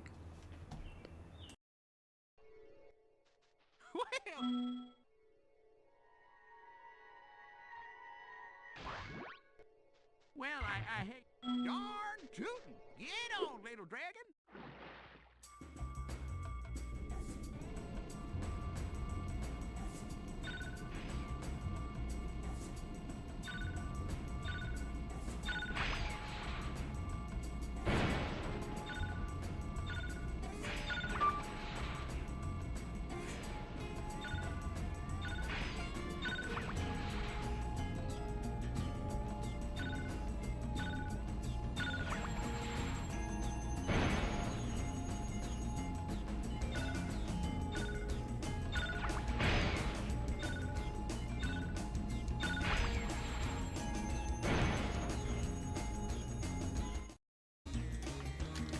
Alright, Scooby subs 1.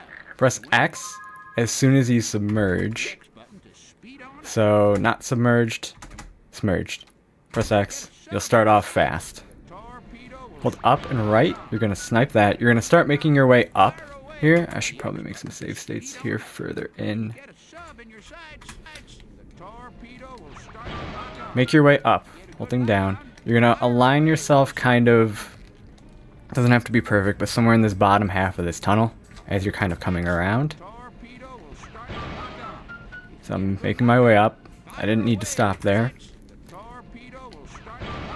Making my way on up until I'm lined up with this very first sub. Now, this is not the important sub. The important sub is the second sub, but we are going to try for this first sub. So basically, if I keep going... I should probably actually do this with footage.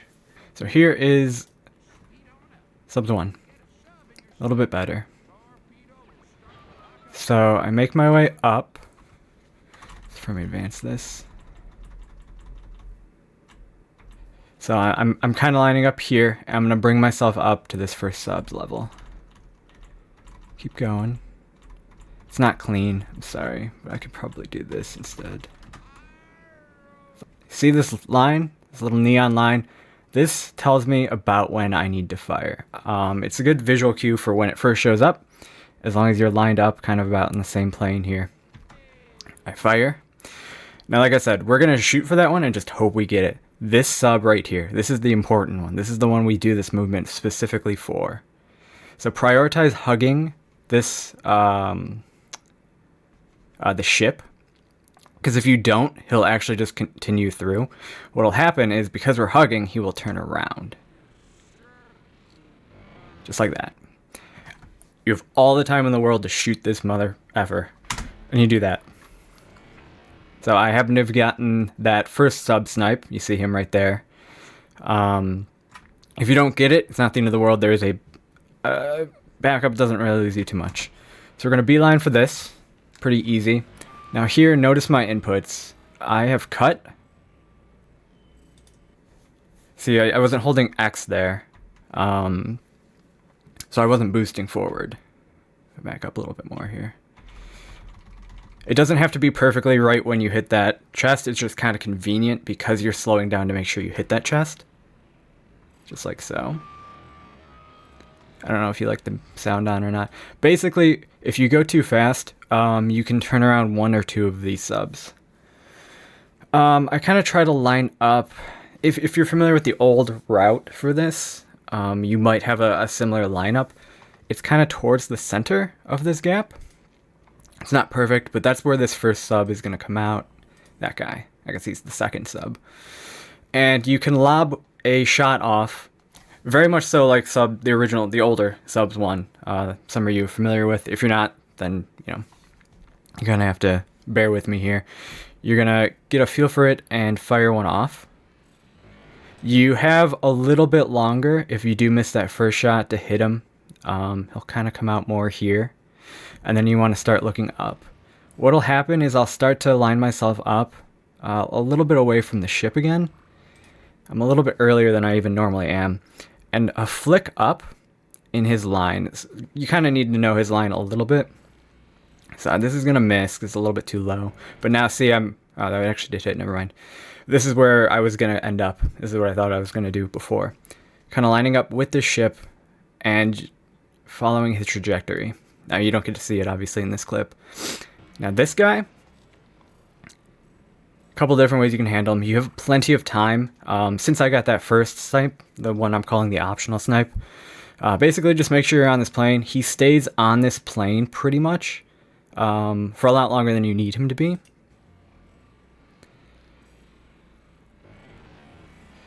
A good rule of thumb that you don't see in this, but I think you see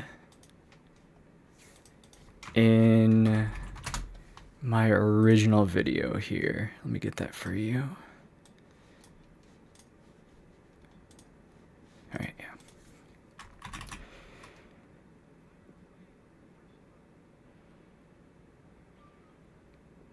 So I took that opening pretty aggressive there, which is okay in that case. I don't have input display, which is why I didn't really want to teach from this one. You can technically get both of them at the same time. It might be beneficial actually now that I'm thinking about it, but so what's gonna happen is I think I miss. I didn't get what I wanted to get from it. Basically, for subs, a lot of the times, depending on your distance, but this sub specifically, is if you have him off screen, and as long as you're lined up on the right plane, right when he appears on your screen, you can shoot. And that's actually very good timing for him. I thought this one demonstrated it. Maybe it's in a later one. Regardless. So you get that one, and then you're basically just going to beeline it into this ship tunnel. And note where I stop. You can be too fast here, but basically if you line up to shoot right about here, this line, I kind of use the side of the ship into the bottom left corner of this tunnel. He's going to show up and turn around right here. Again, if you're too fast, he'll turn around earlier. But if you hesitate just a little bit, he's perfectly like that. And that's kind of the ideal Scooby Subs one. This has a backup to it. If you miss that first snipe. Whenever we do it. There we go.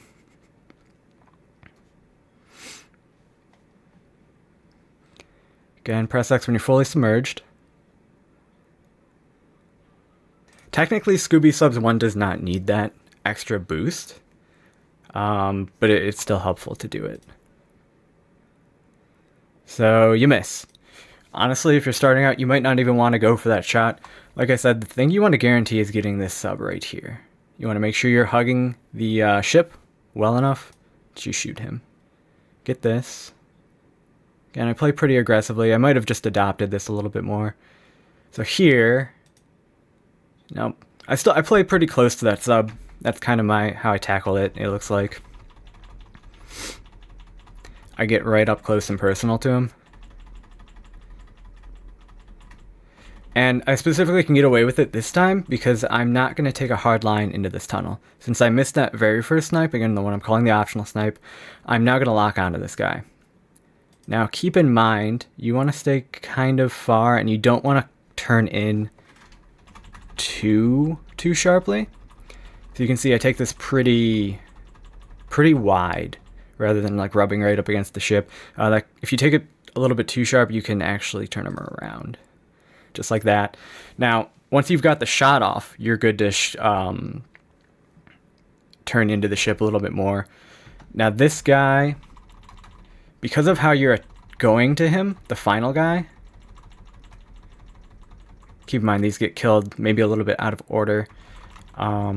If you can shoot your locked-on shot from further back, it's beneficial to hug the ship here as much as you can. It doesn't have to be crazy amounts, I should say. You hug that as much as you can, and that will cause him to kind of turn back and forth. Again, you might need to turn left and right to get him to do that, and then you can nice and easy snipe him like that.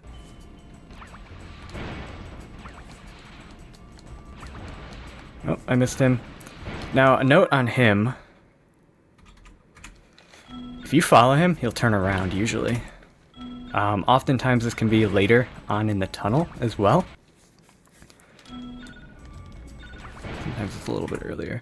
Now, if I demonstrate here, this guy goes back and forth. You just kind of need to turn a little bit with him. And if you're not too close to him, you can get this back and forth with him. And that helps you say, line up your shot. So that's Scooby subs 1. Slow this down. When you get sub 4, again, it might be sub 3 if you missed one of those. Sub 5 is usually right in line. I usually do a small down input. If you get it early enough, of course. So you can get it back here. You can see right there. I adjust into it. I hit. I adjust again. There's a slight up. And I go straight through. And I'm good. This is a good way to get those 2 subs. Now, one last thing I want to show off here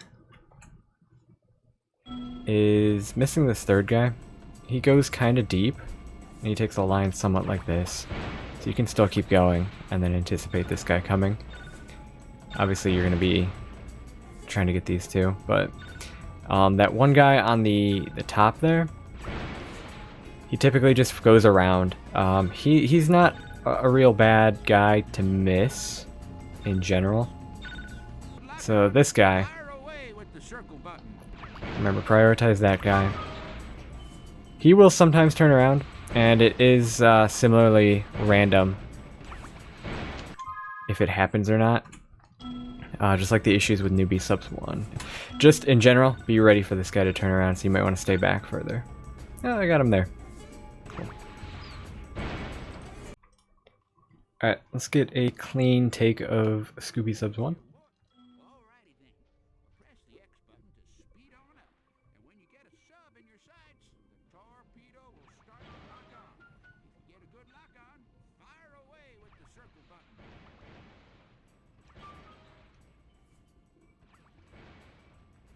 Nope. That'd be bad. Might be okay even. Okay.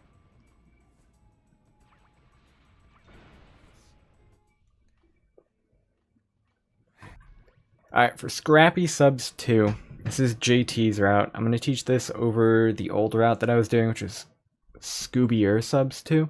I'll still link that down below. I think this is just the better route to learn. It's slightly faster. Similar amounts of variance in what can happen and what can go wrong. So let's do our best here. Watch this.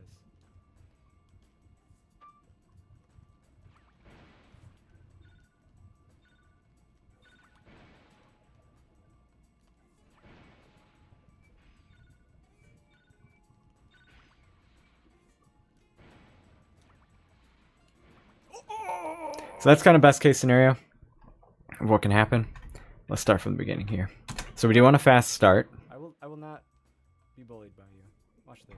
And much like Nooby subs, we're going to get the first sub-aside. So I like to bring myself no further than kind of maybe halfway through, or at the very least the right side, this right bottle. There, swing out. And then you're going to come up and note where I kind of cut. So maybe like a sub's width away. This is not a precise like line that I'm taking. I do find it a little bit better to go more left than to go more directly to the right here. You want the sub to be able to come out enough and then turn. And now you can see I did have to shoot him. Normally this guy will throw a sub and kill himself.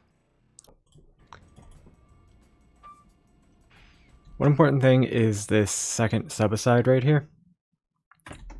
Pickler. Obviously I told you how to deal with that. For this, you take enough wide of an angle and turn in. Getting kind of a lock-on started right before he turns around usually gets him going. Dropping the mine.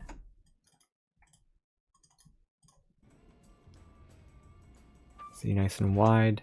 You can kind of see him aiming more towards this line right here. You can kind of make it out. It's not perfect. See here, there it is. And find one that works for you and play around with that. Make sure you get that. Again, just kind of be ready to shoot at him in case you mess it up, or if you get confident enough, you don't necessarily need to worry about that. I'll show some other examples here. For this guy, he can be a little bit tricky, and if you get to him late because you're fumbling with that second sub, there's a higher chance of him turning around on you and breaking your lock on. So do be ready for that. Be ready to just kind of no scope him. The best way to handle him, I think, is to go lower here rather than being up too high, and this will help keep you locked on. I think there's less obstruction down here than there is up here.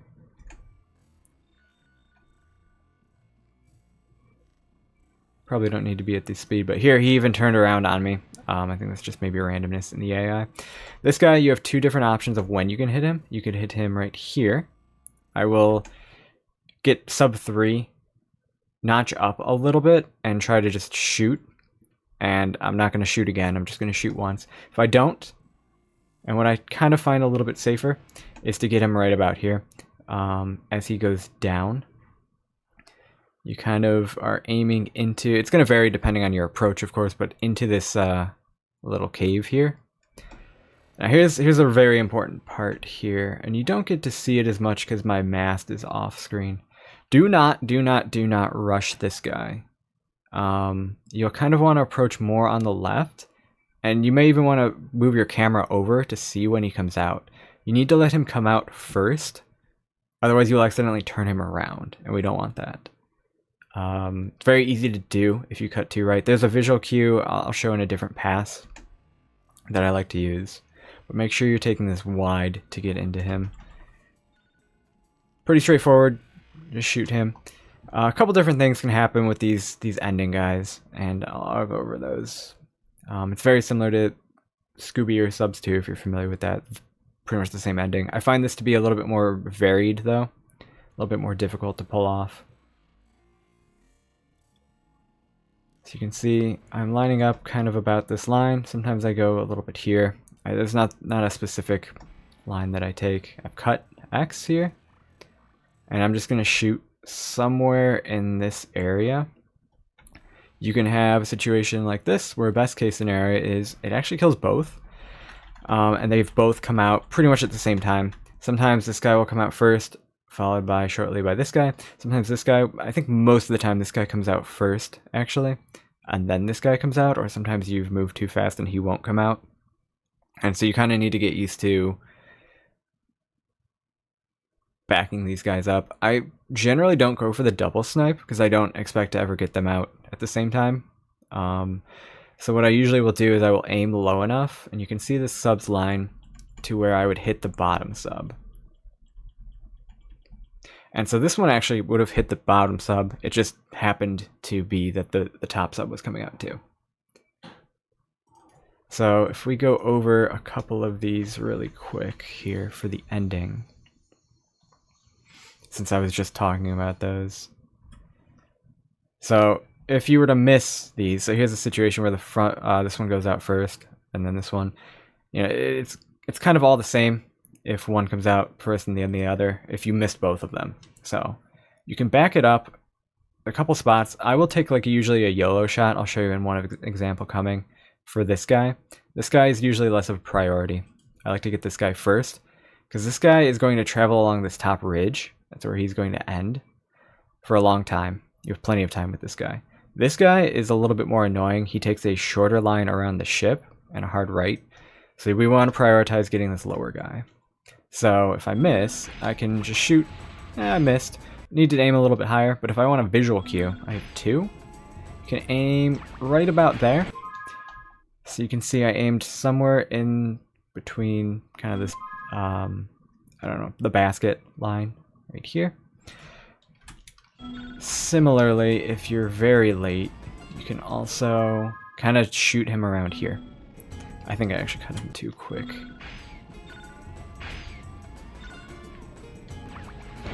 So you can see my line. This one's a little bit more difficult. It's just above kind of this line that I'm taking. You can also not rush as much, and you can see him and his line, and you can line up as you're waiting. These are a little bit more difficult. You can also just lock onto him. Just like so. And then, like I said, this guy just travels here. And usually when you turn around, like I said, I think he's further along than he would normally be because he came out first. When you turn around to get this guy, he usually turns around. And what can also happen is you'll lock onto him, he'll drop a mine, and then he'll immediately turn around and die to the mine. I don't know where we're going to the Atlas. You can see I could lock on from there. But also I like to do this and this. So I'll talk about this visual cue a little bit more. Some things for these other subs. I know I'm a little bit out of order. I apologize. But obviously those were subs 6 and 7. So sub 1, you should always get. Sub 2 can be a little bit tricky. So sometimes you just need to get him later. And this is kind of not the best example, but this is a general idea. I'm trying just to not lock onto him or get him to kill himself. Okay. But I also want to do this right. He will actually go in front of you, right about here. Where is he? I think I went a little bit too fast. Worst case scenario is this guy is the one that stays around the center the entire time. You can see he's just going up and down. So this is sub 2 again. So worst case scenario is you can just get him late at the end. That's what I recommend. If for some reason you miss this snipe. This guy, let's see if I can get him to turn around. No. So here, if I go up, I could hit him. And I need to be a little bit better. See, I don't, that second shot that I took that missed, I don't like that one as much because I don't find it as good. So there's a turnaround, and there's a snipe up, and that's going to get him. And again, otherwise I would shoot him like right here. So my visual cue, which we'll see better on another pass, is as you're approaching, I like to stay decently left of this pillar. And that gives you enough leeway here. Guy 5 who just came out of this, I kind of already talked enough about him. You're not really going to be missing him. You're just going to worst case turn him around. Let's go through this one. Where's my hair, bro? Here's another one where I had to shoot. That one, I just had too much of a lock on. Got to be ready for everything, you know. So here's one where I miss. I throw just a YOLO shot. So this one's just not lined up. You know, as if those were the 2 I showed you for this 6th sub, the lower sub, I should say. Those are backups. Like I said, I'll throw one of these. Now for this guy, you again with biggest success with no scopes of subs is kind of turn with them. It's something you really do need to get just kind of used to, and the more you do it. So once I kind of see him on the left side of my screen, and I can turn a little bit with him, you can see we basically just turned at the same time. I shoot. And again, make sure your plane is correct with him. So we're turning together and I shoot. Now again, I'm close enough for this to work, of course, too. There's a distance factor for the travel as well. So, last one I'll show. Nectarine. Pickler. This time I do get the sub aside for the second guy. This guy turns around very early. Look at that, bro. Like, just be ready. What else we got?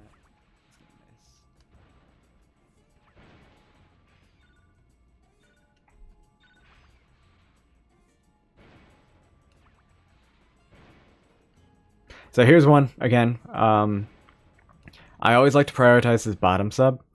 They just happen to come out at the same time. Sometimes it works out where you can kill both. Sometimes it doesn't. Just be ready. I'm anticipating him turning. I can shoot that guy a little bit earlier, but like, I know about how he's gonna. There we go. If we come back here a good bit, I just want to show this off for sure. I'm very forward on all of these, so.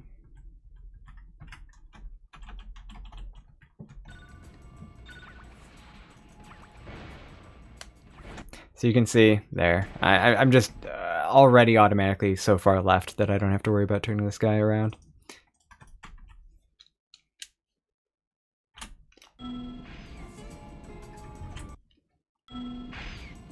So I guess just to give an example of what not to do for that guy 5.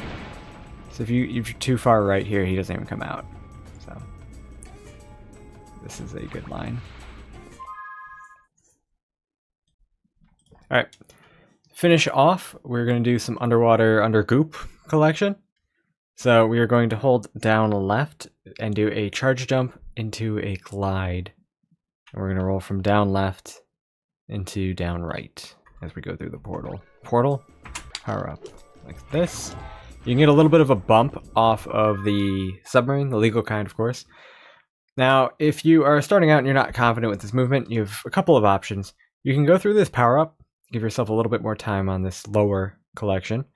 I don't particularly recommend that. I recommend going for the fast collection, and if you need to, towards the end when we're over here, which I'll bring up again, come and get the power up and then go back. That way there's a chance that you actually save, you do it optimally.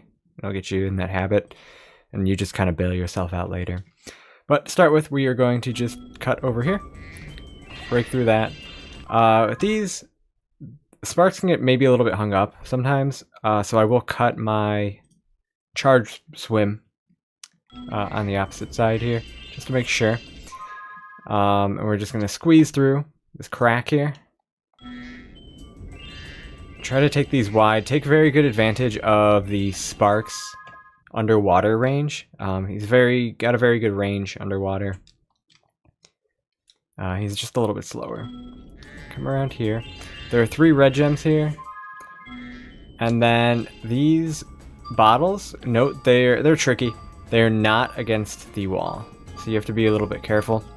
And what you're going to want to do is you're going to kind of turn into the ground and turn a little bit early. So see how that is? It drags you down and it kind of slows you up. But it gives you enough time to just kind of turn with them. My cat agrees. So after that, lay of the land. You've got a red gem over yonder, red gem, green, 5, 5, 5, 10. I think there's one more gem over here. I could be wrong. This is the part where you kind of slow down. You can hold X to kind of dragon paddle. I like to, obviously you're going to weave from this side over to this side. Sparks can kind of get these green gems a little bit out of order. So that would be my biggest hang up. Once I know I've gotten one of these green gems and I see Sparks go for the other green gem, I'm pretty much good to just kind of veer my way over into here. So 1 green gem, 5 green. Yeah, there's another 5 there. Just like so. 01, that's what we want to see here going up. For these top 19 gems, I'm gonna want to aim for the left of this mast. Now, if for some reason you mess this up, You know, maybe you missed that. That's common. Turn around for it right now if you're comfortable, and just make a beeline here straight for this. You can see I have enough time to make that even with the mistake and correcting it, and then pick back up and resume just like so. Again, if you could opt to just have a second pass through the power up there. Now up here, really push sparks. We're just gonna follow this through clockwise.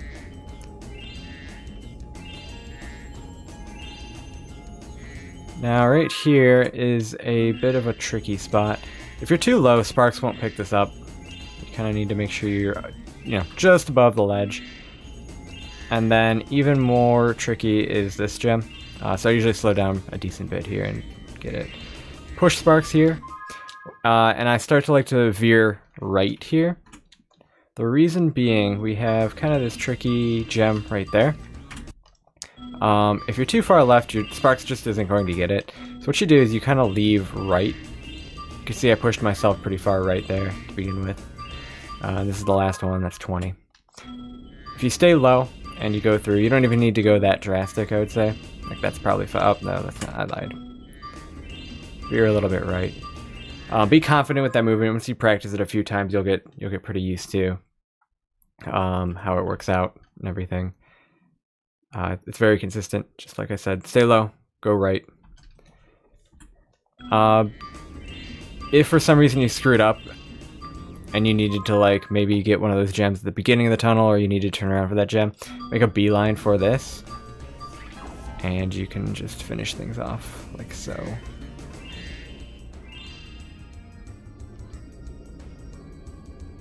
Yeah, ideally you get that one first, but you get the picture. Quick note on exiting. Sometimes you're going to be right up against the end of this timer. What'll happen sometimes is you'll pause right when it runs out, and it'll zombie you. So when you exit the area, you're going to come out and you're going to be sparksless, and you're not going to be able to pause because you're in zombie. So just keep that in mind. If for some reason you do zombie, it'll look something like this. You'll come out and you won't have sparks. If you fall in any of the goop, you will soft lock yourself. I don't think you can get out of here. The goop at the beginning, even though you can't swim in it, you're out of luck there. Don't fall in any of this goop. Again, you can't get out. What you're gonna have to do is just make your way on over. And here you can't go through whirlwinds, and there's no enemies because you've cleared everything. So get on out, die another day someplace else. Ideally, you know, the next level that you're going into. I forgot I wanted to do a full swim through of this, so let's get that done really quick. Can slow down just a little bit there. I can try to really go up towards the wall, like I'm not digging into the wall there. Can slow down even right before, and then line myself up.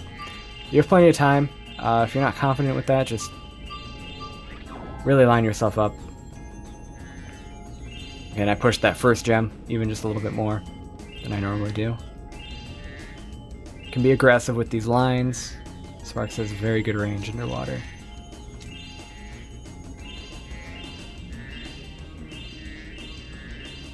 Very much so swing out right there. And there we go. Good job. That's Lost Fleet. If you're going to be here for, well, obviously you leave the level. If you're going to be here for the other route, then buckle up because this was already a long one.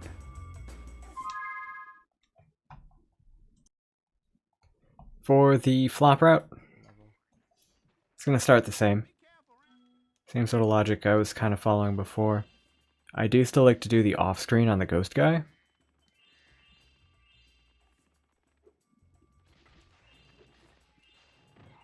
So there I do go for it. I'll explain how that impacts this route a little bit later. Look for timestamps for ground cannon. Yeah, so here's where the differences start. We're gonna jump off, we're gonna clean everything up here, and we are going to do the flop. An alternative opening will look something like this. Slightly different. I think this one was slightly slower on the cannons, but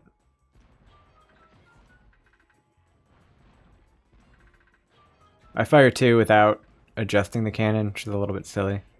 Pretty confident in the cave there, but both worked out here. Slightly later flop too, I think. Alright, Lost Fleet flop. I'm coming back around this way. We're gonna note a couple things really quick. This, I don't know, brown hump. Notice how it's kind of thicker than the rest of them. We're gonna use that to kind of, not necessarily aim, but help line ourselves up. Note where this slope meets the ground. About here. Kind of visually connect those two. Keep in mind this crab, what I found is if you're slower in the cycle, because you messed up birds, he's more likely to have wandered over here, and if he snips at you, he can knock you down and screw you up. So oftentimes you're going to be coming out here to maybe collect this gem. You can turn around and do a really quick lineup. Keep in mind you don't have a ton of time to line up to make it worth it. And then I am going to jump and I'm going to release and flop towards the top here. But my line is going to be such that I go up and in. So if you watch my inputs, I was pointing to my inputs. It's very silly. In. So you can sometimes save it with an X input to flop a couple times, maybe 1 or 2. Go one more time here. There. So you might need to flame at the top to get that guy. So very quickly, there is where I would have jumped and into there. You want to carry the momentum from far back.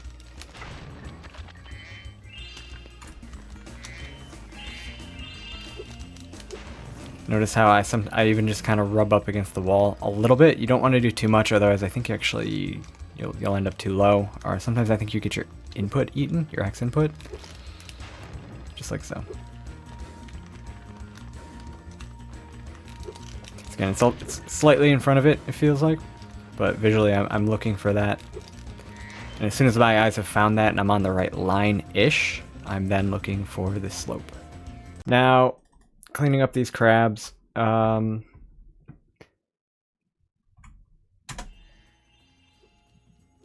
that guy, sometimes you don't get his gem on a flame charge, and sometimes he'll be more right, so you just kind of flame charge through him pretty comfortably. In general, we get these crabs the same way. It's not like the other route where you're kind of playing on the fly. These guys are a little bit more consistent. So this guy is actually a pretty nice crab as far as crabs go. When he starts his clamping animation, I usually know I'm pretty good to just start turning around. Because he's going to charge into me and die from his own, I don't know, idiocy. So I can start my turnaround. I would get that 1 gem if it dropped right here from that first crab. Or alternatively, if I need to go and get the crab, I would maybe try to get this crab and then that crab. You can do a little bit of a jump here. To get this, that green gem on that top little ship we'll get later. Every now and then this fodder will be in your way. It's usually not a big deal unless you have a stray 1 gem there. Usually by the time you jump here, it'll be back, Sparks will be back, and he'll pick everything up. You might just need to exaggerate this one a little bit more. So right here, 07 going into the ship here is about what you expect. Now, if you remember, there's a gem here, a crab here, a gem here, and a gem there. The way I like to get this done is I like to make sure I always get the crab. We're done with birds. Bird cycles will be impacted later, so not having to run out of the way for this crab is kind of important.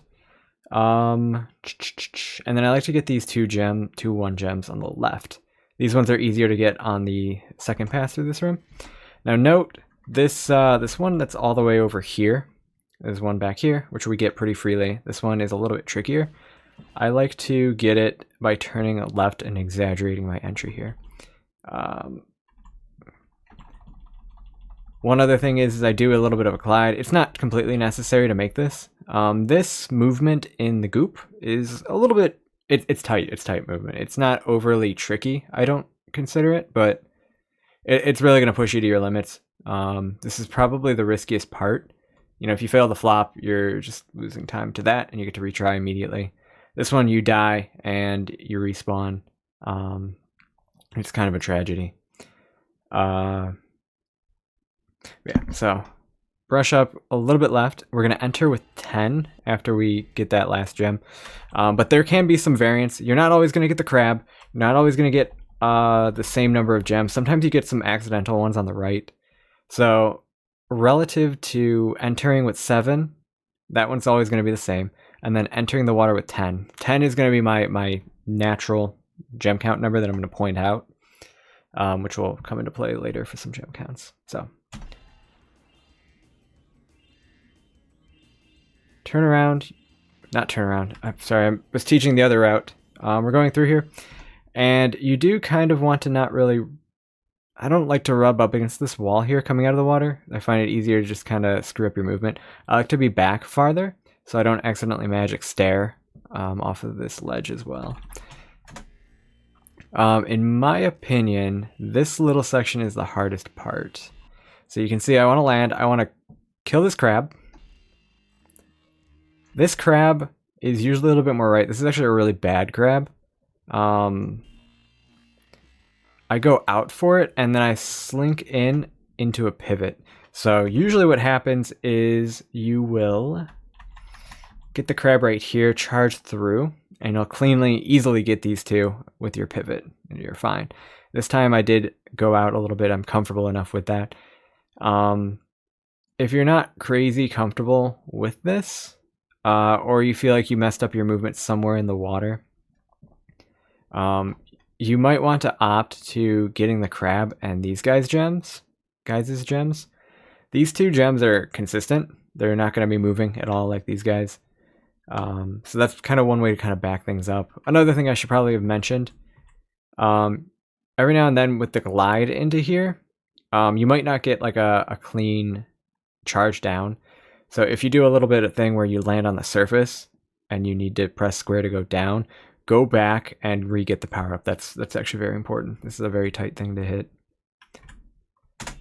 So respond to what you get again. Crabs just move randomly. But yeah, this is the hardest part in my opinion, especially with this. Now what I find with this specific guy, you can see I walk forward and I really hold my flame into my charge here. So flame, I'm still walking forward. I give it a jump. You can see I jump.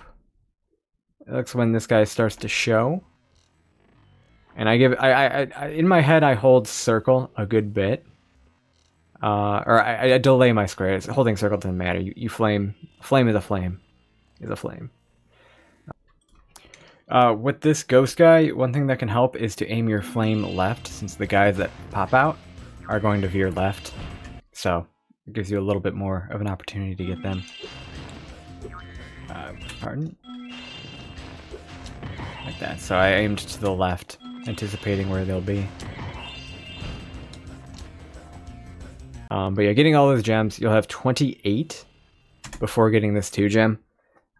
Keep in mind the gems dropped. 2 gem, 2 gem. The crab drops a 2 gem. And then this crab, I think, drops is it a 1 gem? No, it's also a 2 gem. So everything over here is a 2 gem. Oh no, that is a 1 gem. Yeah. Okay. The second crab drops a 1 gem. So if you do need to leave anything behind, don't double back for it, in my opinion. If you do double back for it, you can go back into the water and go back up and get the power up, and then slink your way out and finish this like normal. That's kind of one way. Or you can just, again, skip things, get things after subs. So I'm just going to keep going through this, and then I'm going to play it all nicely through. This can be somewhat tricky, but it's not too bad. You just want to do a very far away flame charge. And you really want to push it. It's kind of easy to drop that, but it's also kind of free to get. This is also somewhat tricky, but not too bad. You just need to kind of practice going deep enough. If you didn't kill this guy, he would be right about here. You can see in this case I killed one but not the other. And like I said, since I don't trigger the ghost, I don't have to go very far out of my way. If you had triggered the ghosts and they were standing in front of the cannon, you would have to go and pick up any of the green gems right here. So you'd need to veer off your path. Obviously, these 2 green gems wouldn't be here, they'd be the ones over there. One's from killing the double ghost, and one's from killing one of the guys in the double ghost. Which these can be strewn any which way, depending on where you shoot them. Or even if we're here, of course. I don't really recommend gliding. I find gliding causes this guy to throw a little bit more. In general, be very careful, because if he does throw and you bonk, you might miss this cycle. So you might want to land and then jump if you think he's going to throw. But in general, he does not. So you can see I hold down right as I go through him. You can glide into this water. I do caution you, I have missed this red gem before because I was too far forward. When you enter, and if we'll listen here, it's not going to be great.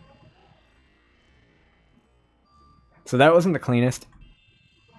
Right there, the warning sign for this going away just started to sound, but I know I have enough time. My visual cue, or my cue, is if I go under and I have these 2 full bars here, then I know I'm good. You technically can go a little bit lower and still be okay. Some people use the audio cue as long as they're under before the audio cue, but clearly you just saw that I was not under and the audio cue was fine. For this last part, getting into Chad, I like to really kind of dig into the wall somewhat and then flop up so I can get that flop. Worst case scenario, you just jump. Now let's do that all in one go.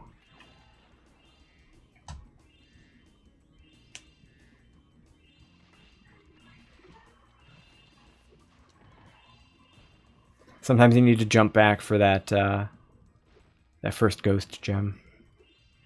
Just kind of do like a whatever Deo calls it, half back. Really try to flip up.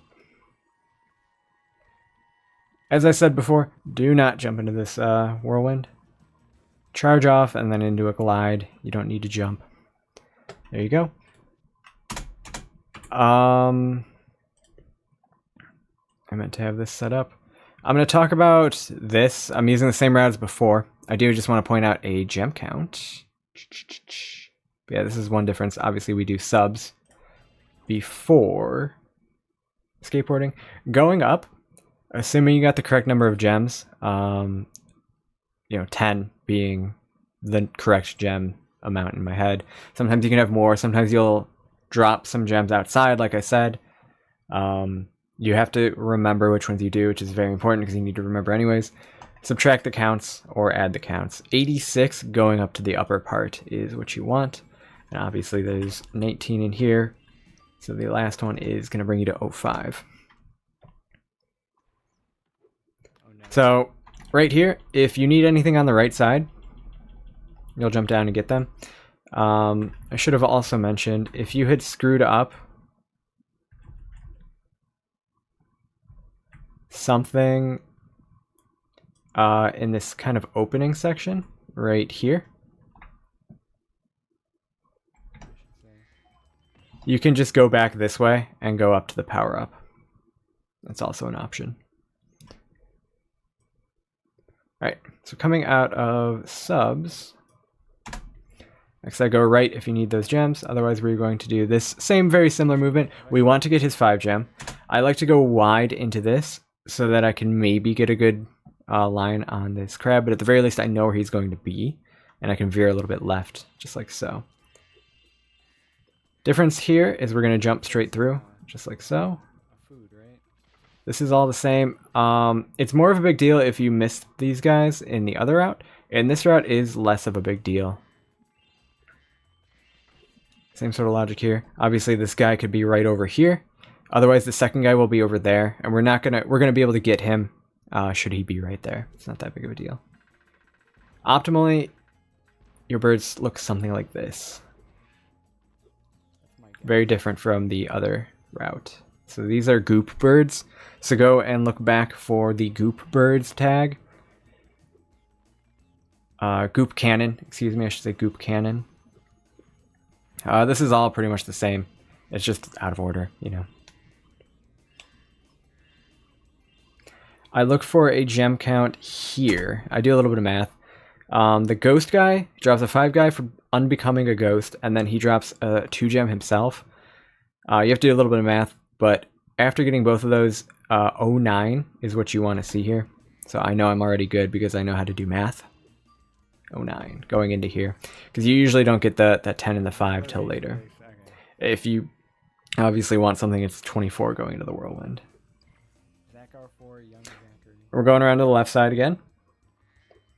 Can technically go around the other side as well.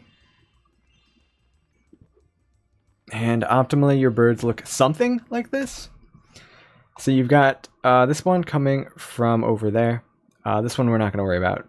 I'm usually cued into what this one's doing relative to this, and that's fine. So in this case, I opt for the 8 because I think I lost a little bit of time. But I normally can get 6 right in front of here or 8 further back here. So you can see I hit him far. I keep the same 8 for right about there. And then I just kind of gradually lower it and I go. Very, very good. 67 gliding over into here. For bird counts on cannons, go see up cannon earlier in the video. Alright, these 4, just, they're always random. Do your best. Make sure you get everything. Count if you can. Every now and then you'll kill 2 like very close together and it gets a little bit difficult. Same sort of caution with that guy. It can be a little bit awkward on the turnaround. And we're going to go in with, go figure, 20. Because remember, the skateboarding section has 100. And there you go. That is the other route. And that should be all of Lost Fleet.